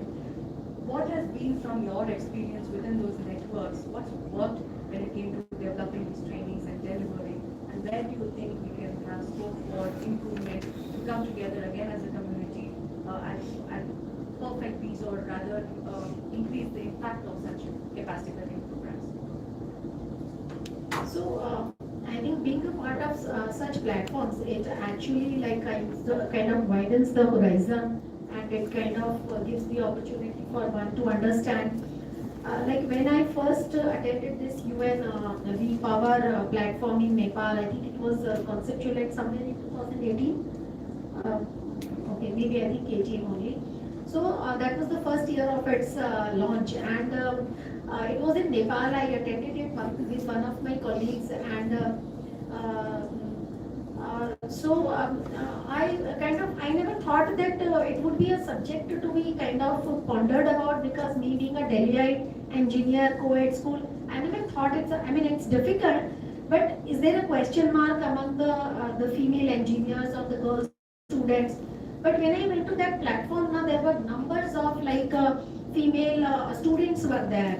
And then in the program it was being discussed that they have this question that even if they pursue their career in the STEM part of it, science and all, so should they or should they not? So that time I realized that now maybe after around 20, that time it's around 5-6 years back, so I thought that maybe now it's another responsibility for us as senior women professionals, that we need to actually inculcate that confidence into the younger stream. Right. So why there is a doubt? So I think our being the role model, apart from the capacity building, I'm just I'm trying to make a point over here, because those platforms, those trainings, capacity building areas are required. But I think more than that is, as we say, that one is theory and one is practice. So the role modeling part of it is very important. So when I attended that, that gave me a realization that I think someone need our support or the motivation and encouragement. And because I was maybe linked to one particular segment, maybe not even 10%, 5% or 1%, but there is a lot more audience, and there is a bigger need. And since then, I have been a part of this V Power, and I'm a member of the steering committee also from Tata Power. And we discuss upon what all should be the programs to kind of motivate the women. And we share many ideas, and those are all practical. Coming back to the capacity, so I think having such more platforms, having those kind of trainings, giving those exposures, like at Tata Power also we have this WIL program is there, Women in Leadership League. We have this senior leadership development, this IIM Indore programs are also there. So I think there are many areas, many ways through which we are kind of trying to see that that whatever we get as a company, we try to provide, and whatever we get as senior professionals. So I attended last year. I attended one meet in the Seoul. So there also I thought that this issue is more in Indian part only, or maybe in the South countries.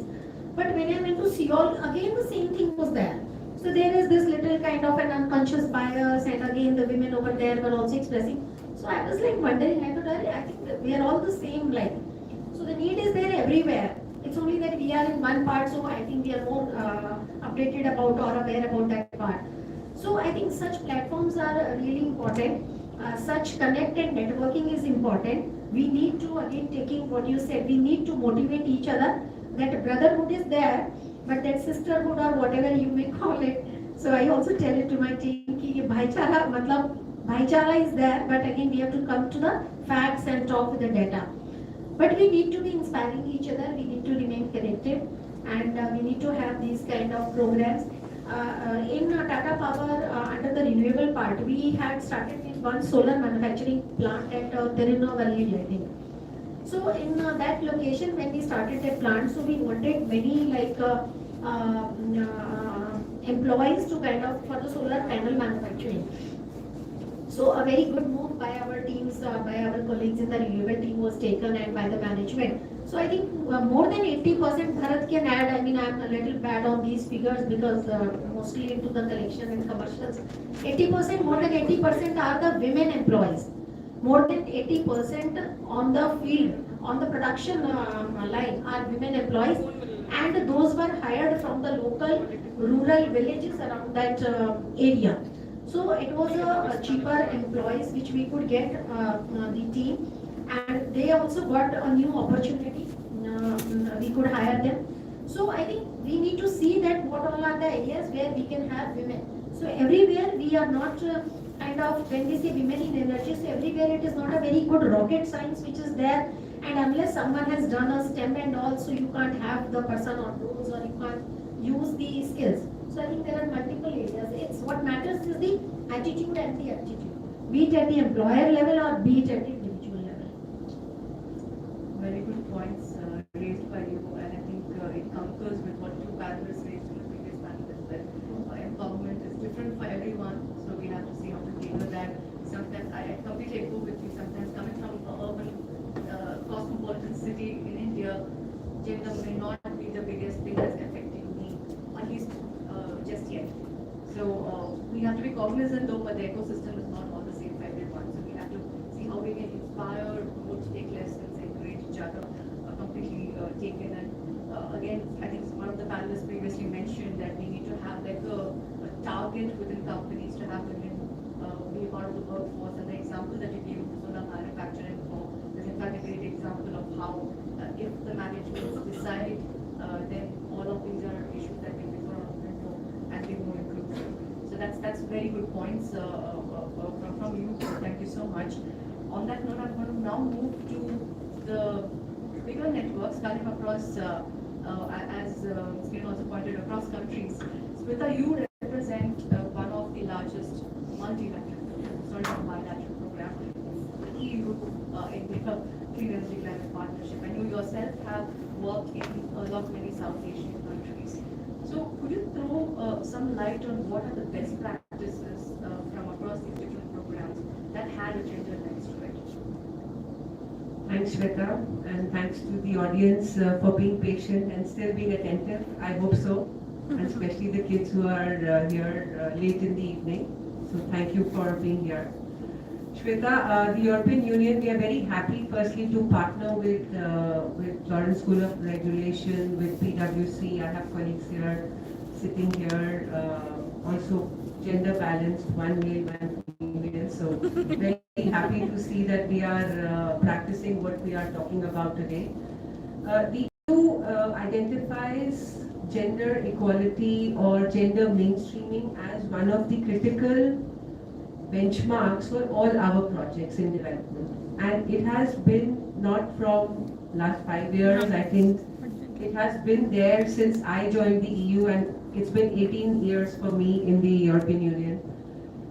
Gender or focus on women empowerment, capacity building, that has always been one of our check boxes that we had to tick, starting from the inception phase. So whenever we got an idea about any program, whether it's with civil society, whether it's with working with any social enterprise, we had to see what was the impact on women, or at least ensure there was no negative impact, right? If not a positive, there's no negative impact.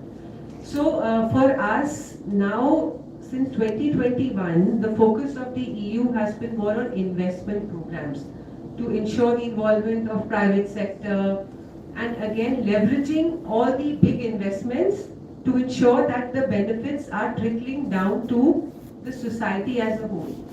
And I think gender parity or ensuring equality is the responsibility of both men and women. So here we need to also, I would have loved if this all was filled more of men than women, because we all know what we want, right? We know where we want to go. It's more about changing the mindsets, creating awareness. So that's what the EU, Shweta, to answer to your question, focuses on. We work a lot on the soft skills needed. For example, this report, right? I mean, I don't know if I saw the comprehensive list of programs that have been supported to empower women in the energy sector. I don't know how many have done this kind of an assessment to say what are the policies and how much are they effective, what are the loopholes. Again, data is being talked about as one of the weaknesses or the opportunities to improve on. We need to see, and also I think what one of the colleagues, ma'am, said, that there is a lot of information. In the EU programs, collecting gender disaggregated data is a requirement. Now, all our projects do it. They are obliged to report on it. Now, it's our job to see how are we using that data. So, analytics is one thing I think, as one of the recommendations I would like to give also, is to work on data analytics and then base the future policies on what are we learning from that. Because, okay, you may ensure that data is there, data has been collected. How is it analyzed and how is it used for better policies and innovative products, either by a financial institution, by the government, by the banks? So yes, I think EU is doing its bit by contributing to small initiatives, but ensuring that our small initiatives are plugged into a wider audience. We are very happy to target schools, and we have different programs, we have a program called EU Goes to School. So, and I think these students are mobilized through that interaction that we have with the school, where we go and encourage people to look at different avenues, ask questions, and to see how you can look at streams which are not very common for women now. But as somebody, I think one of the previous speakers said, that this ratio is improving, right? I mean, women in employment, who wants to stay at home? After being an educated woman, you want to balance. You want to have the best of both the worlds, be a good parent, a good child at home, and well-recognized professional outside.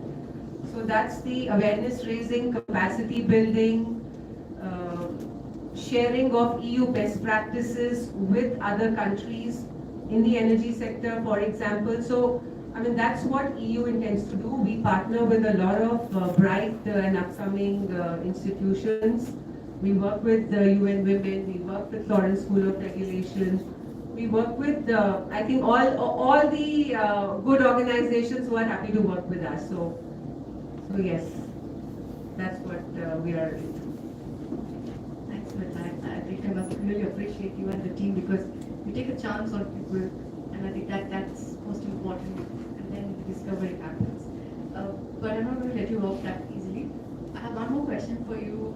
If, as an Indian, as well as someone who's leading a very instrumental program, if you had to recommend one critical policy change that would lead towards a more gender inclusive energy sector, what would that be? What would you suggest? I had put some thoughts on this, I think a lot was said in the previous panel where there was a talk of this mentoring and doing these simulation labs. So for me, one very important thing is, to raise awareness about all these opportunities from school. So it's about changing the curriculum. I mean, we hear of all these new the education policies that are being updated by the government. So they should look at how different streams can be made available, where children can see, okay, I like to do a mix and match. And I think a few schools are implementing this, that being a humanities, you could still do some program on energy policy, for example, or economics and mathematics or data analytics. So that's one recommendation I would like to make, is that see how you can educate young. I mean, not when, reskilling is good, new sectors like green hydrogen, it is good for, the mid-level professionals who would like to change track or contribute to this, the just transition sector. I think we have to start young. That's the key for me. Thanks, Smita. I think that's a very important point that you brought up, which I think one more thing comes to my mind, Shweta. Sorry. So I read through all the different initiatives that the government has put in place. All these missions, all these schemes where women should benefit, even if they are not being utilized well. What the government should do is to allocate adequate resources to monitor these missions. No, I mean, we introduce a lot of policies, there are many schemes, but then we need to have these agents or middlemen who are helping these women be aware of those benefits or schemes or those opportunities, and then on the other side to also convince the households or the families that, listen, allow your women to benefit from what is being available. Because unless and until the family understands what is the benefit for the family, they will not spare those hours for the women. Because I've seen that myself in Jharkhand, one of the civil society projects that the EU is supporting, it's called Rural Access to Clean Energy. We call it the RACE program. So where we are promoting clean cooking, we have created this mobile van, which is a moving exhibition of different energy efficient products, solar products. We are promoting women entrepreneurship, helping women own a mobile phone and use that to get orders on whether it's a solar lantern or other systems that they should access to. So it's all about, and I interacted with a few women there. They said in our household, it was only the man who would be allowed to, have the phone. Just because now it is a requirement of the project that I should, when the project people call me, it should not be the man who's outside somewhere. So, it's about creating empowerment through programs. But then there has to be close monitoring. So one recommendation would be to have these resources put in place by the government. After launching the schemes, please do some real-time assessment. how much is it really benefiting the target group, and if not, better to consolidate. No point having 20 schemes without each one of them being integrated with each other. So this ecosystem has to be connected somehow. Thanks. Again, two very important points, and I think what you just said, Swati also brought it up in the previous panel, where in the last mile, we need to include women more into the decision making, and tools are something, the mobile phone would be access to the internet, many and all, to be used to get women on board. And about teachers and students, very much agree, it's not just something that schools in India are looking at. We are coincidentally working on an Erasmus project with a network of schools in Europe and soon to on board a school in India, where we are empowering teachers with lesson plans to be able to teach these new topics, because they have to understand it first, and then the students sort of come on board.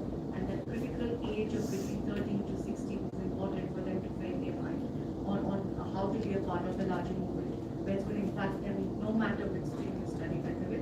So impact is what quite equally. So point well taken. We need to emphasize, but I also know from some parents sitting in the room that some schools have started to do it from as early as the 5th grade. So that's hope. So we will have more informed citizens who will then ask things to them. So that brings me to you, Surya. Yeah. So a lot of us, let's say, we don't have the same privilege as you to be focusing fully on gender all the time. So we do it as one of the many things that we have to do, but you are one of the lone persons in this room that has that privilege. So could you throw light on what are some of the priorities that UN Women has, particularly here in India, and you have listened to the entire room, brought many ideas. What do you see, UN Women? Well, thank you so much. And first of all, I really want to thank you for inviting UN Women to this very important conversation.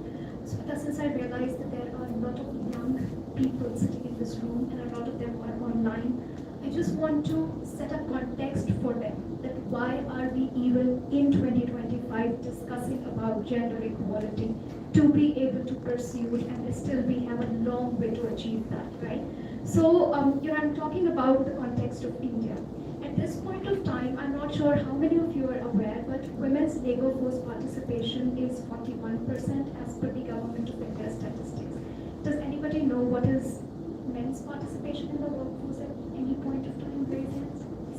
I'm just talking about this young people, sorry, the students. I'm sure there are aware people here, but I'm just trying to set a context for you. That why is it important to talk about gender equality? Any one of you, just take a guess. Why a guess? What do you think that men's participation in the economy is at this point of time? 81? Close, yes. So it's close. It's around 78% at this point of time. But you see where women are 41% and where men are 81%, right? And so that is one sort of glaring example of still why we need to pursue for gender equality, right? And if you would look at the nuances to it of how women, daily live their life as homemakers, but also at the positions of privilege, they still face various gender gaps, right? There is a gender gap in pay. There is a gender gap in leadership. There is a gender gap if you look at homes. Women in India contribute 10 times more time on caring responsibilities, with where the global average is 2.8 times, which means that they have less time for pursuing their education, their skilling, their careers, right? Which then calls for the need of having targeted interventions to address this issue of gender inequality, and that is why these two panels and a lot of work that is on gender equality that is happening is important. Now, also the fact that if unfortunately if you have all the skills and all the merit compared to a man, if you have an opportunity, it's highly likely that you would be judged not on the basis of your merit, but on the basis of X, Y, Z, which is the gender bias, which is the unconscious bias, which is, whether you're of married age, whether you're a reproductive age, and things like that. And that is why, it is important to strengthen and create that enabling environment for women. And therefore, the organizations like Tata Powers of the world, or Hitachis of the world or Siemens of the world, are important where they have programs to look at, these policies and creating an enabling environment. Now, what is UN Women, doing in this area? We do a lot of work. And by the way, sorry, coming to this topic of energy, because it is highly technical, it creates further alienations of women because of the biases that are there, not only in the schools but also in the houses, right? So that is why it is more important to really consciously target this. So statistics says that in India, much better than the European countries also, there are over 40% graduates in science, technology, engineering and maths in India, but when its conversion to the jobs or career comes, it's less than, it's between 18 to 20%, I think less than that. So, that is what the reality of the situation is, and therefore it is, we have to accept that there is something which is not working for women in the external environment that needs to be changed. So next time, you hit a you hit a spot where you think that I am not capable, you are fully capable, highly likely it's not working for you because something is faulty in the environment. And that is what I think organizations like us need to do to be able to create that enabling environment for women across. It's not about rural, it's not about urban. At this time, there's a global statistics that 1 in 3 women face violence and harassment in their lifetime. It's not about rural, it's not about urban. Each and every woman. So it's something to do with us being women. And what UN Women, is looking at this aspect. Of course, we work a lot on these creating these opportunities of working with policies to strengthen, the gender component of it. Work with organizations like private sector companies, to be able to, look at their own policies and practices to imbibe that culture of, equality and inclusion within their organizations, but also the grassroots level empowering women to be able to, come out and be able to have their voice and agency. Let me take a pause here. Since this panel is about how we can club and join forces, any ideas emerging of how women can reach out to? Again, a lot of ideas. We have, with the private sector, of course, we are already partnering with EU, and thank you so much for the support as always. We have this very, exciting program that is coming up, which is Women Empower India, and the idea is really to strengthen, women's employment and entrepreneurship, including in renewable energy. But one of the focus areas is also to work with the private sector companies, and I'm very, very delighted to share that Tata Power is the signatory to Women's Empowerment Principles. I would invite Hitachi and Siemens here to also join the principles. What the principles essentially does is really to provide a roadmap of, there are organizations and private sector companies which we see that there is the intent, but sometimes it's just a matter of how to do this. I mean, they do not, find a way to navigate that how can more women be part of that ecosystem, and therefore I do think that there is a huge role for organizations like UNS to play. This is, I think, one of our best sort of offer to everyone here is to convene and bring different players on the same platform. So happy to play that role. But really see, for example, we in this EU funded project, we are working with ITIs, women in ITIs in the STEM fields. We would love to see that we can collaborate with Tata Power, with Hitachi, with Siemens, and like-minded organizations to create that link between the women that we are strengthening their employability skills and the jobs that you are creating there. So how we can create those links. But also from the policy perspective, right? Because organizations like yours, really play a very, very important role, not only from strengthening the communities, but also, contributing to the policy landscape. So really trying to, pick up on your minds on how to devise the policies in a manner that more gender focus is integrated into those policies. A lot of many threads to pick and follow. And I think that means more work for all of us. That's great. In spirit and in many words. So if I were to give 30 seconds to each of our speakers, what is going to be your key message to the room? Because you have the privilege of being the last panel to speak. So you can give one message from you, tying in the entirety of today. Shivani. I think my key message would be play your strengths, break stereotypes, have more role models, and then the world is in our stride. Let's move ahead in a sustainable way for a better future generation. Thank you. Wonderful. Okay, so you want me to say my personal view or my institutional vision? That's up to you. I'll let you take that. Okay, on the EU side, I will talk about that because that's where we are gathered here to talk about. I think based on all these wonderful recommendations with respect to various opportunities that could be made available to the to the youth, to opt as their future career paths. I think what will be very important for me would be to create awareness amongst youth and amongst young professionals on the new jobs, new sectors that are still away from the biases. So to capitalize on the opportunities of these emerging new sectors, build their strengths and don't be afraid of all the technical stuff that is going to be a part and parcel.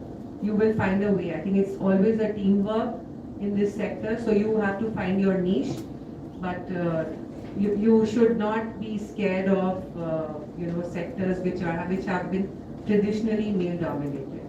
So creating awareness is very important about the opportunities.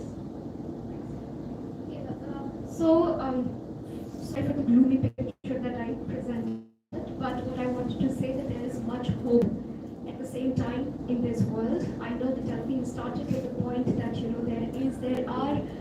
there is a backlash to gender equality globally, which is correct. But in India, thankfully, our Prime Minister talks about women-led development. In India, at least we are, at this point of time, really not worried about what the situation of gender equality will be.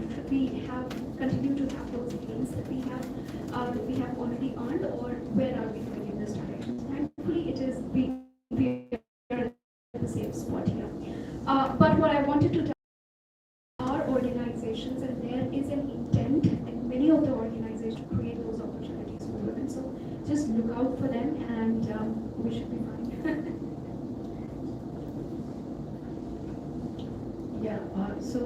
I think taking it further from what Sunila said. So I think though she said she showed a gloomy picture, but I think it's always good and it is wise to be factual as well. To know where we are is very important for us to plan our heights further. So I believe in that personally, and my key message would be that again, as I said, it is not easy. It has been challenging. It is challenging, as again she said. I was listening very closely, and she made a point that irrespective of the merit, there would be n number of external factors which come into the final decision making and things like that. But we have to again accept that we have been a part of the society, this community, globally. Things have changed much, but I think there is still a lot of scope of improvement, what we call as unconscious bias or things like that. I think it is always, I say it in my company also, and we should have more programs where it is nothing wrong on the part of the men, but it is the kind of upbringing in the society. So unknowingly it happens, what we call as unconscious bias. There are many examples which like I have lived through. So I think there should be programs where they also need to come and understand, because वो मजाक में या बहुत lightly बहुत चीजें हो जाती हैं. I'll just share quickly one thing. After one meeting, like I have been generally being one of the senior leaders in the TPDDL family. So I have always been, in my last 10 years at least, I have always been 1 in 25 or 30 on the table. So one day after a meeting I went and I was talking to one of my colleagues, and I said, so he said, Madam, you made a very good point. So I don't know, some discussion had happened a day before about another female colleague who was junior, like my reportee. So it was like, how to encourage, and it is very tough. Like, so I told him, see, one is making a point, another is one should also understand and acknowledge that what would be your positioning if you are 1 in 30 women. I told it to that my male colleague in a very, good discussion we were having. So he said, oh Baba, मैं तो ऐसा सोच भी नहीं सकता. Being in a room with in a conference or things like that discussion, 1 in 30 women means the opposite gender. So being already in a little odd scenario, which already like drives little energy out of you, takes little confidence out of you. So that first being in that position itself is you are winning the game. And then having that kind of a knowledge, that merit, trying to putting up your point, and then still many others. And all the women would say in my team also that we have, why ma'am, we have to prove 2 times or 3 times. I think many of us would agree we have to prove it is never 1:1. We have to deliver double at least. So I think that's where this is what is unconscious bias. We know all these, but we need to come together. And as of now, I realize this is a responsibility which is, I take it upon me. Around 2 years back, I also participated in one program which was like encouraging 1,000 women leaders. I don't know if any one of you was there. So it was also an online mentoring. Someone just reached me, and being a senior professional, my number was given. So again, the same, I find the same issues or concerns are there everywhere. So the point I'm trying to make is that we have to acknowledge the facts, we have to understand the society, but we have to keep going, and we have to keep connecting and inspiring each other. I think that's very important. And I think I would, if you and women, or maybe EU also, I mean, we are happy to connect and participate and share our examples. I mean, there are like those statements keep coming to the mind and keep haunting now. When I was like posted first time in the operations, one of my colleagues said, अरे ये तो छोटी सी है, ये कैसे बात करेंगी? MLA को फेस करना आसान नहीं है. So Bharat, please ignore all this, leave it inside the room after you go out of the room. Okay, I expect that maturity because I am talking in the larger interest. So the point is that there would be those perceptions and there would be those preconceived notions. कैसे करेंगी, MLA को face करना आसान नहीं है, public pressure नहीं झेल पाएंगी, blah blah blah. But I thought that I think I continued, and then when my juniors, like, they were posted. So one day one of my like junior, a young employee, she was posted. So a customer came and said कि अरे तो that was the first all women customer care center we created. So customers also all related, अरे ये क्या बैठा दिया. So they are from the old times ना. Now at least there is some acceptance. अरे ये क्या लड़कियाँ क्या करेंगी ये, and also she was the customer service manager at a manager. तो वो बाहर आई, when the other youngsters on the front they couldn't handle. तो वो बाहर आई कि क्या हुआ सर एंड ऑल. नहीं मैडम ये समझ नहीं आ रहा है इसको, नहीं मुझे बताइए आप क्या करोगे, सब लड़कियां बैठी है कैसे, छोटी सी है ये. तो she said कि you go and talk to, this is around 6-7 years back when I was the head customer, you go and meet my head customer services. वो मुझसे भी छोटी हैं, go and talk to her. So I was so happy कि someone is giving my example and they are getting that confidence and inspiration. So I think we have to acknowledge these things and still we have to keep going. That's the message I have. Thank you. That's a wonderful message. The power of role models, and thanks for bringing up that unconditional bias. I think we discussed a lot about our gender. While there is a lot of unconditional bias, there are also the slow tide in the right direction. There are a lot of men in this room that are supporting and are participating. I know Bharat ji, I know Vimal, I know Vaibhav. All of you need to be role models as well, so other men catch up. We need more men in the room who can be. Now you have to do the dozen of Of the men who are setting the dozen. So I'm an eternal optimist, so I would love to believe that the tide will rise. As Suela said, it's not all gloom and doom. There is a lot of hope and positivity that we can pick up. I was going to read out this entire list of recommendations, but I think I'll email it to you rather. But in closing over here, I think picking up on the point that Ms. Kiran said, how will women face the pressure? That's it's a stupid question to ask. We face it every day. We live, breathe it on so many fronts. So I think with all that pressure, we are nothing short of a diamond ready to shine. So just shine. Don't care about anybody else.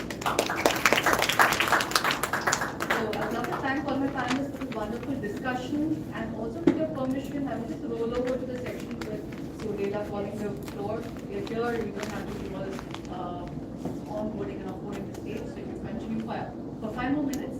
And Suela, then I would love to invite you as a representative of women to have the open call for action. Yes. Thank you, Shweta, and really proud and privileged to be a part again of this conversation that we are having today.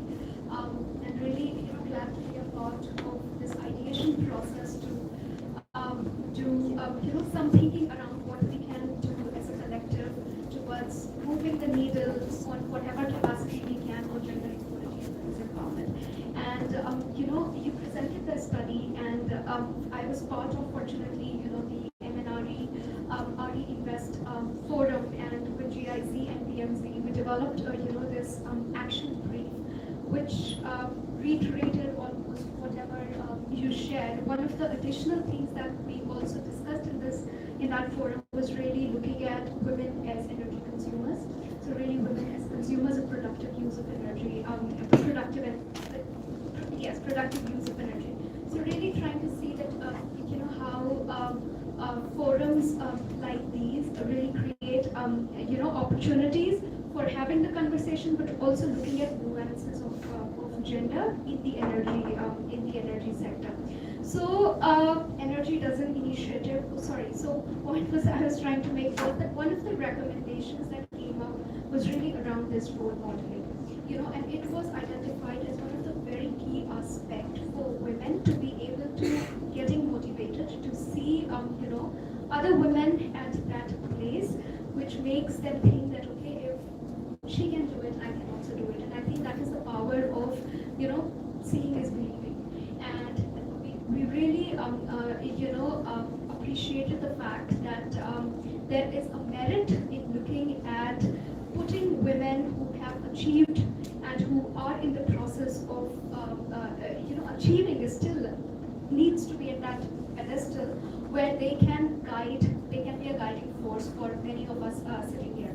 And here, we are very, very happy to collaborate with FSR to be able to continue on this Energy Dozen initiative. And as the idea came, happy to also brainstorm on Energy Dozen for many initiatives, because I think it is a really a good idea.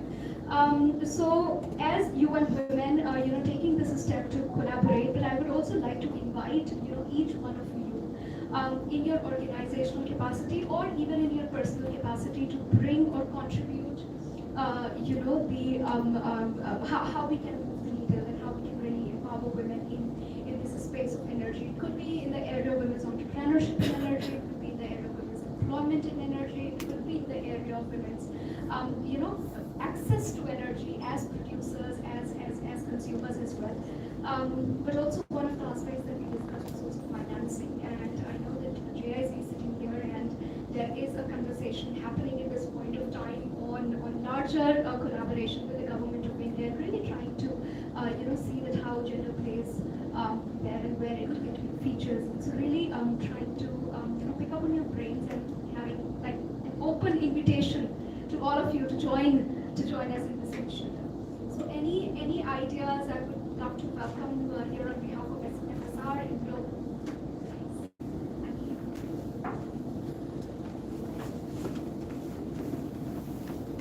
Good evening, everyone. Myself, Sudha. I have 19 years of experience in the same energy sector.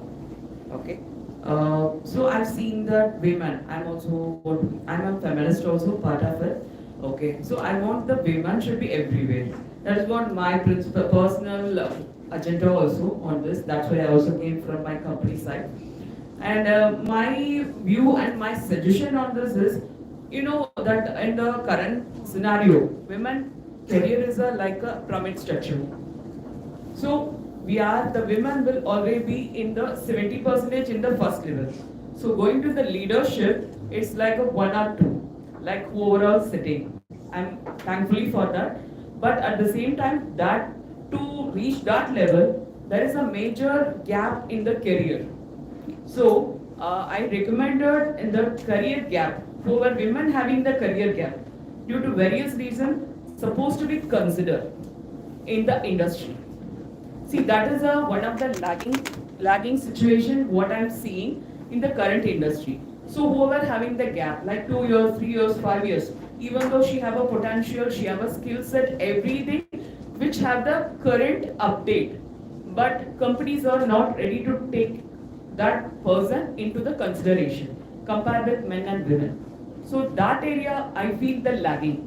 So I recommended to the industrialists like Siemens, Tata Power, I've closely worked with all the people, Hitachi and all. So requested to take it into the consideration in the policy levels. Thank you. Would you like to respond? Can I just quickly take this? Yeah, please. So, you know, there are organizations, like I said, that there are many positive things that are happening in India as well. And there are organizations who are really focusing on bringing women back to the workforce after the break because of XYZ reasons. So, but I don't acknowledge the fact that much more needs to be done. And certain, there are also certain biases that creep in that process as well, which we have noticed firsthand. So, yes, your point well taken, but Thank you for that question. I'll very quickly cover this. As part of Hitachi Energy, we are very conscious of this part. And then it is not just about the number of women resources or number of women employees that you have in the organization, right? It should also be positions of influence. So I think a lot of us talk on freshers being recruited, but what about that middle level where they are not much visible, and seniority, they are very less senior leaders. Now I would cover it in very brief, the kind of initiatives. One is the early start. So we have a Hitachi Energy CSR program. We take around 120 students per year, engineering students, first year, second year, and so on. We also carefully select them from a bunch who requires more training. So maybe somebody from a tier 2, somebody whose parents are maybe not too educated, somebody who's a single parent child. The financial is not very strong. There are cases I know who are from Bihar. They don't even want to send the child to engineering to study to a different state, right? So going to the level of even talking to those parents that it is not the way industry was 20 years back, right? The scenario has completely changed. There are a lot of initiatives out there. So carefully selecting those students, giving them laptops, giving them trainings throughout, to make them ready and basically aware what's happening in the institute and the organization and so on. Coming to the hiring, absolutely agree with my co-panelists. So how do you have an inclusive language, right? I shouldn't be asking you, oh, you're at a marriageable age. Oh, it's a reproductive age. I think she'll not stay longer and so on. So no such targeted, inclusive, specific language questions over there. No such biases. In fact, I think we shouldn't say that select her because she's a woman, but do not reject her just because she's a woman, right? And then once you're recruited, you shouldn't be tagged as a diversity hire. अरे वो percentage meet करना था. I won't go to Hindi. I remember your things, right? So you had to meet. She understands. Oh, so it's because they had to meet this percentage. It's a diversity hire and so on. No, boss. We've reached the table because we had that potential. So it's not you are a talent. You are a resource to the organization. And during that middle level, I think this is what even all other organizations should do. The gap, not only in terms of employability, but also the skill gap. Like, let me not tell you, oh, you're not good enough, or we just took identify what is that skill gap. In fact, for all the senior leadership positions, we do have planned that when you have an N+1 backup, right, somebody will of course change. So is there a female candidate which is possible? Yes, okay, let her, let us bring her up. If no, we don't leave it there. We identify what is that gap. There's a competency assessment tool. What are those gaps? Can we give you those trainings so that next time the opportunity comes up, you are ready to rock and roll at that point itself, right? So I think, I got the urge to share that initiative that we shared.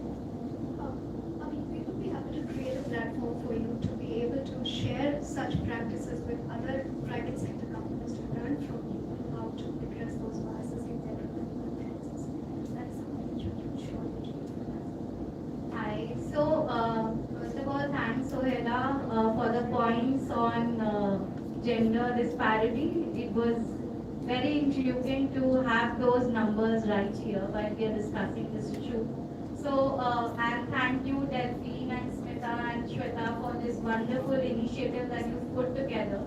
So, as India country partners for Modern Energy Cooking Services program, which is one of the most coveted program by FCDO UK 8, we are working on transitioning to modern cooking technologies. Under that, we have a gender mainstreaming initiative, Shweta, we've earlier also discussed, which is called Women in Modern Energy Cooking, and we've been discussing an idea where we can look at a similar energy dozens model for the cooking sector. And I've had this conversation with the global team, and we are very happy to partner and co-create that dozens program and contribute to this. So, yeah.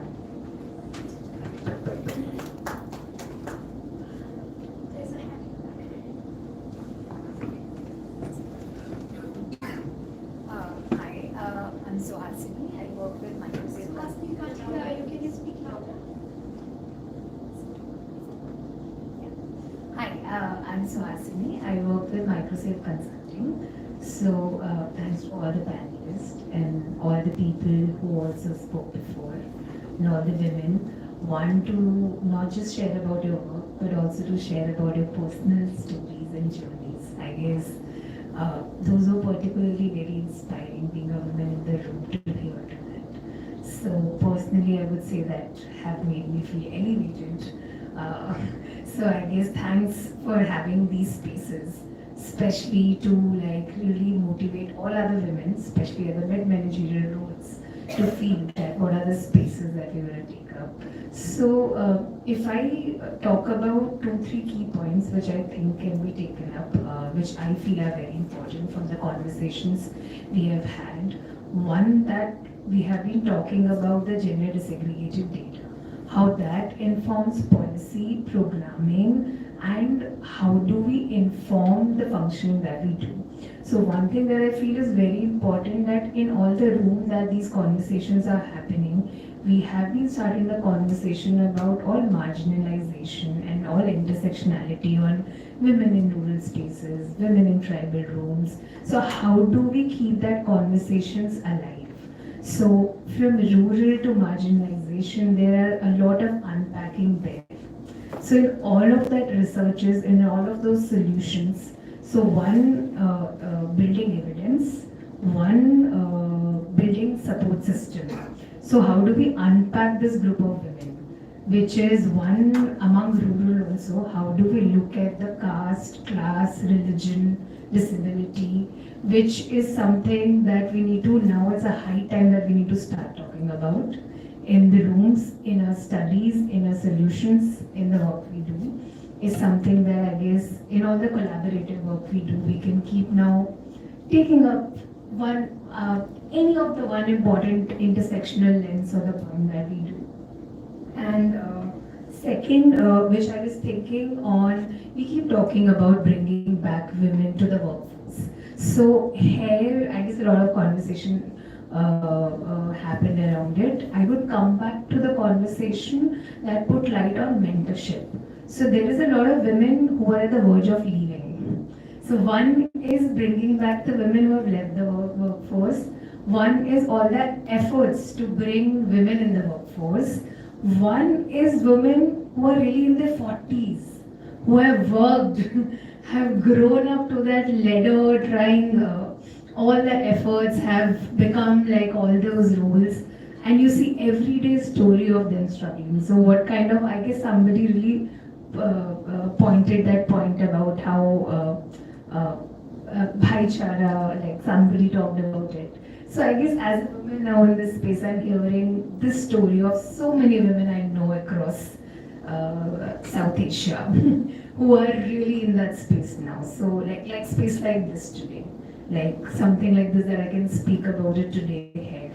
So like we really need to have those networks, which not only talk about bringing collaborations to build support, but bringing what we say collaborations to build ourselves. So what we keep talking about in our solutions also, financial skills to soft skills. So for women leaders into energy spaces also, we build women into energy spaces but also build women's leadership. How we are building women to negotiate, to communicate, to engage with stakeholders, to take the lead and to own their work. So yeah.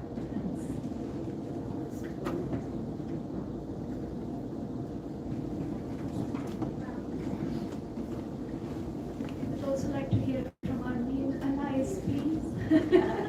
Putting on this spot. You can talk after this. You have been, I think we met in Skill Council also, you had visited and you were very interested. Ma'am, can you open the? Hello? Yeah. And you had come to Skill Council also and you were very interested in the training numbers, you know, and they were very low. So what sort of action you have taken after that in bringing skill development or skilling the women?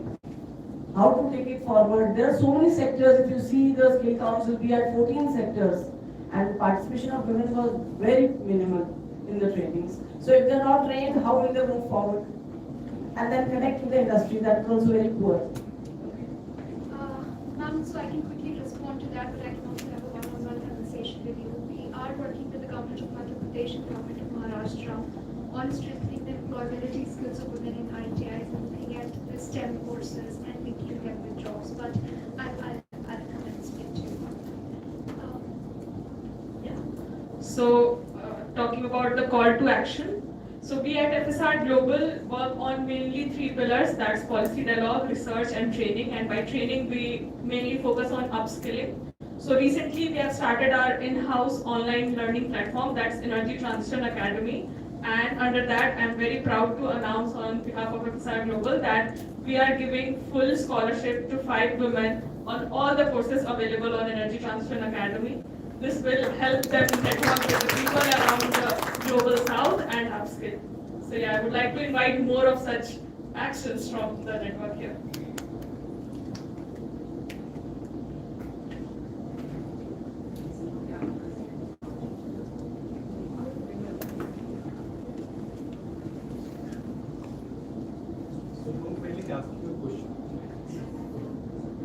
Nobody asking a question. So I have 2-3 questions and 2-3 suggestions. Can you please introduce yourself? Sorry.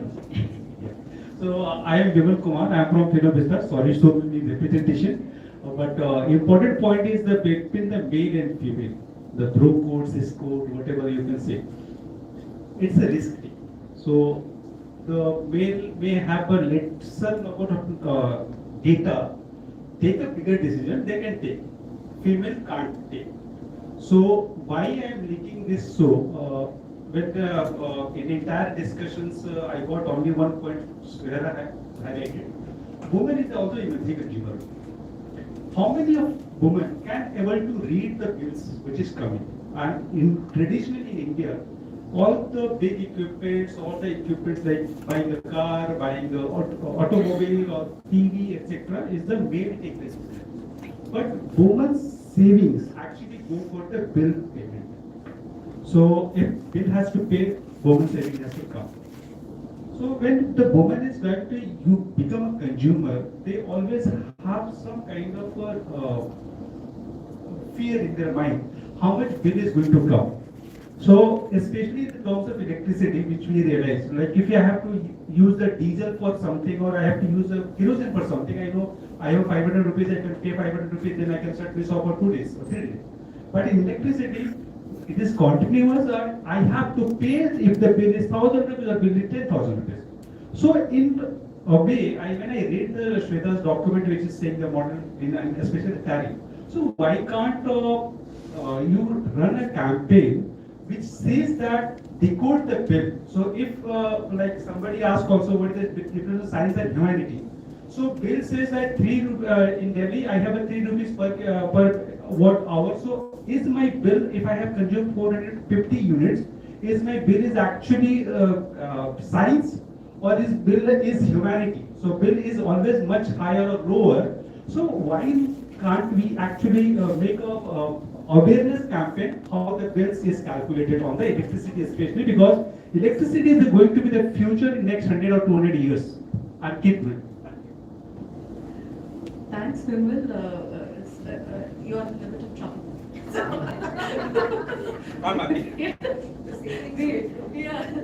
I must say, I say this in almost every panel, there is no better optimization model than a woman's brain. We are constantly optimizing, driving efficiency in the 500 decisions that we make from the time we wake up to the time we go to bed. That's at work, that's at homes, that's at everywhere. So I beg to differ.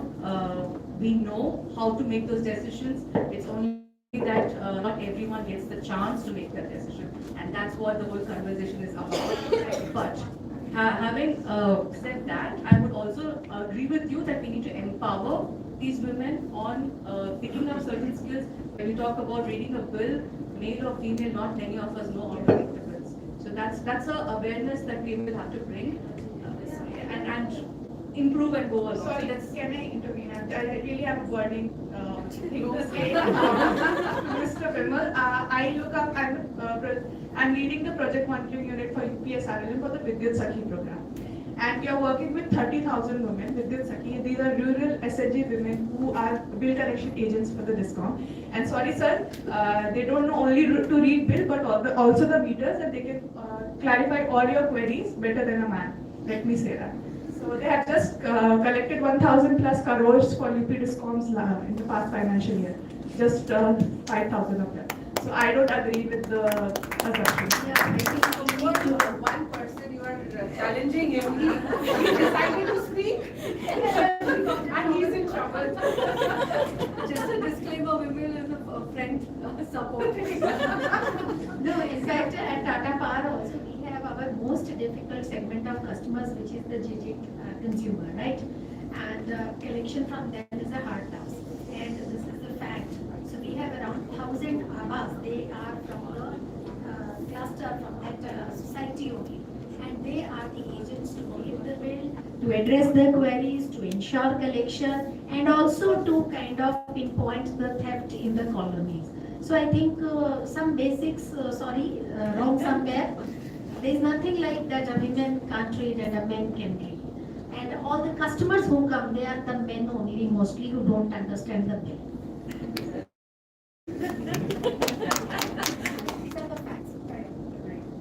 So, okay, my question was not that. My question was, I am working for last 5 years, right? I give a perspective for the lightning the system. I just need a switch. I switch on, I get a illumination. My process is done. For the cooling, I need a AC, which I switch on the switch, and then I'm getting the cooling. But the cooking is the most tedious process. For cooking, it's not just switching on your device. You have to change the entire mechanism, and not mostly woman does the cooking. Mostly, again, doctor get time of that. Yeah. Because mostly woman cooking does the cooking. But if you're doing the cooking in a flame and doing the cooking on an electron-based system, where you not see the fire, you not see the how the heat is generated, how the electromagnetic system works, how the insulation works and all, where all the electrical discussions we did today, but maybe the person who's doing the cooking, my granny, my mother, I can't say my wife, of course. Yeah, but think about the system which is living in a village. I'm not talking first of all in the urban area. My mind is always going in a village area, where we were there. Tomorrow again, I'm going, and then second also I'm going. I'm talking about those people, how they can able to read, because that Bihar is the one place where the smart meter started coming in. You know, people started rejecting that I don't want to go in a cooking because that electricity, I don't know how much is going to come. And this is the reality. People are not able to take the smart meters, especially prepaid meters. So those kind of discussions started coming up in a way that the uncertainty of the course. So what we realize is not happening in India, across the globe also, that awareness is actually helping. And even in the discounts, I have the data of the one private discount name, their 92% of the revenue just less than 400 units. So also like it is important that we can educate the consumer, so more and more electrons is going for a cooking, which is 3 to 4 units a day for a family. I mean, we have 350 families cooking.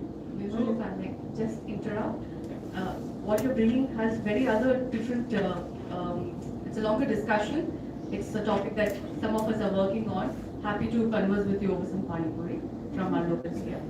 But, Vaibhav, you have one last word, and I think this lady here, quick, but just to remind, we have a whole networking event. We can just, we're not restricted to. We all are enjoying this.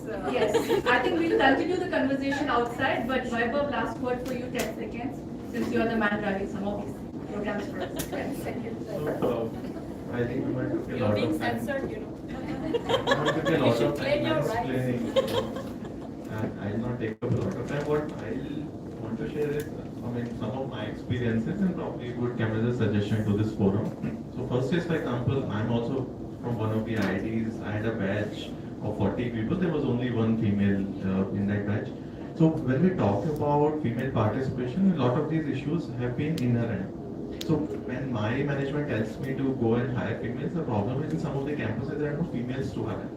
So what I would want to suggest is we should be focusing a lot more on targeting campuses where there probably is a higher female population.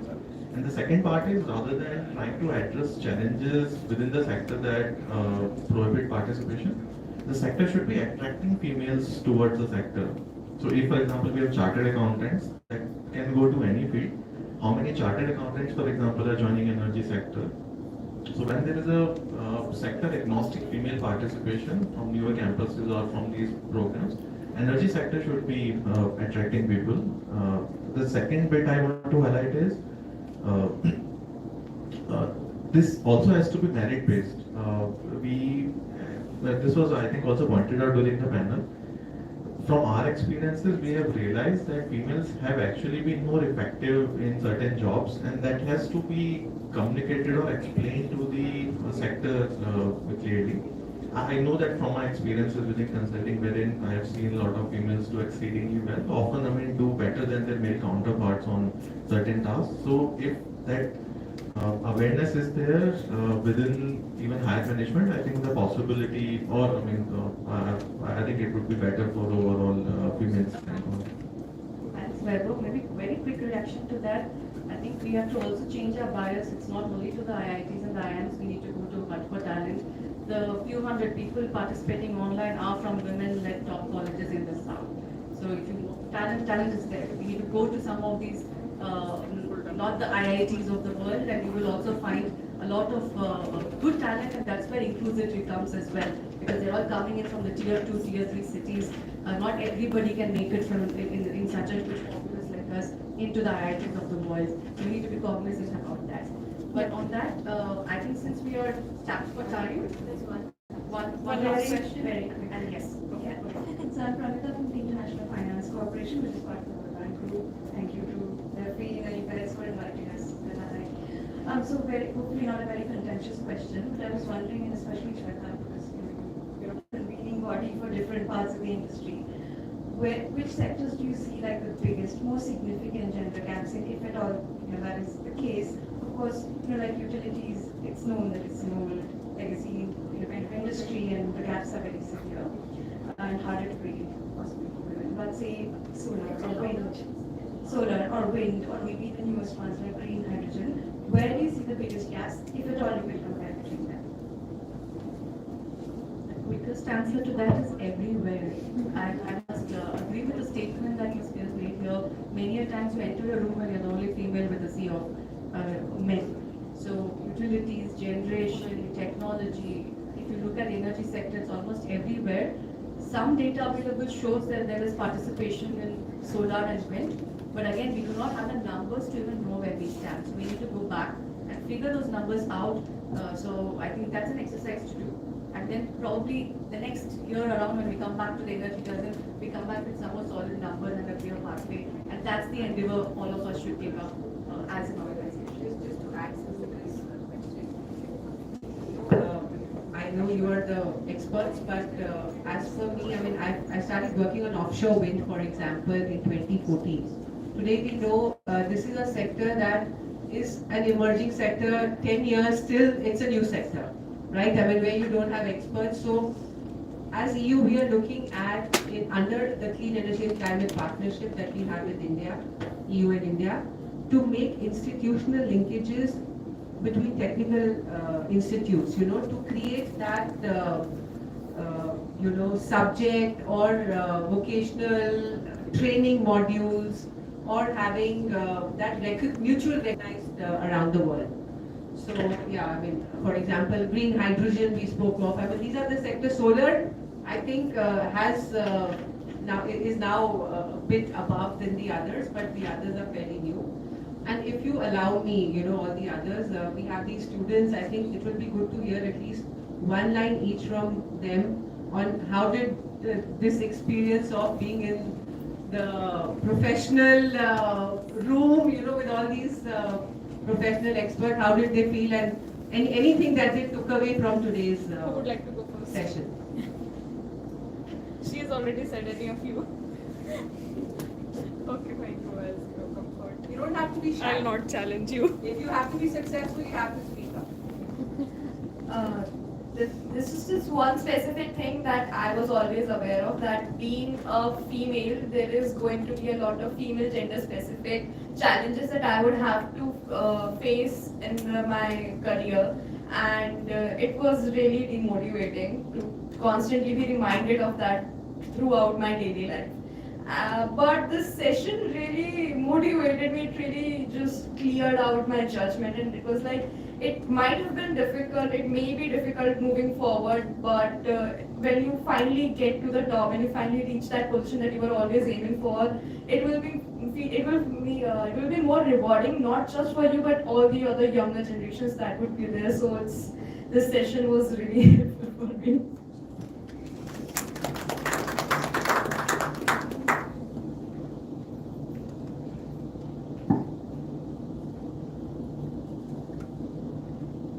मतलब जो भी था बहुत अच्छा था, मतलब first time था, मतलब ऐसे सबके साथ, और सब लोग इतने ज़्यादा प्रोफेशनल, और मतलब कुछ चीज़ें तो समझ भी नहीं आई सब फिर जितना भी हुआ, और मतलब जितना समझ पाई उससे काफ़ी ज़्यादा अच्छा लगा और सीखने को भी बहुत कुछ मिला।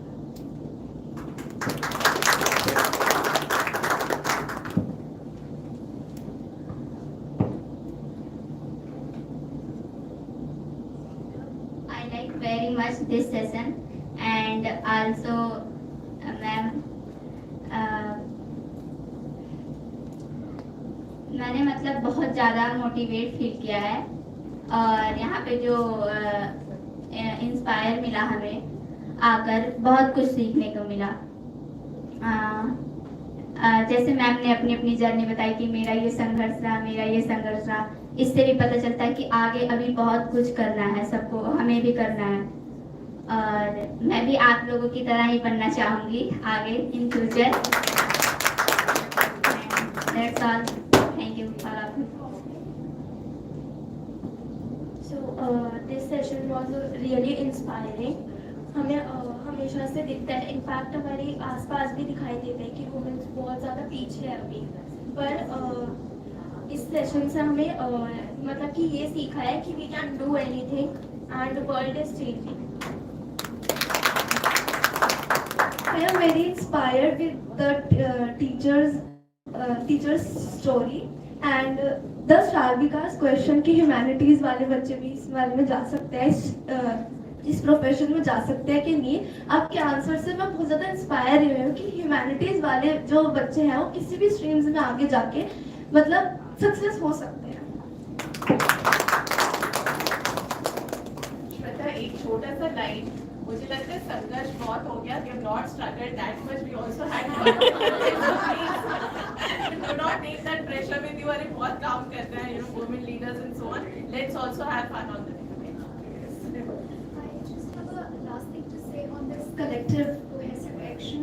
There might be ideas that might not have emerged immediately from this conversation, but I think Shweta and I can reconvene with you, have a conversation with you to really understand how we can better collaborate and find avenues of working together. Yes, I agree with you.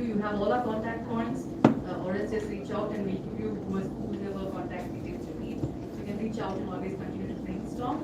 On that note, probably Delphine, I'll invite you for the closing remarks, and then for Mr. Bharat for handing over the goodies from our SHGs. Yes. Want to hand over the goodies now? After you. You get one. Okay, so to be very honest, I prepared my little speech, but I don't think I need to read much of it. I mean, first of all, what is really so heartwarming is the passion that we have witnessed today throughout the panel, the speakers, and my big shout out to all of you. Ladies, I know some of them are still in the room from the first panel, but really, I mean, it's been really heartwarming to see that you are speaking with so much enthusiasm about your journey, that yes, there are some difficulties, but there is a way forward, and when there is a will, there is a way. I think that's one message I take from the first panel. Intention means a lot, right? If there's an intention, then you can achieve a lot, you can go a long way. I mean, I will try not to summarize, like, I will let you do that later.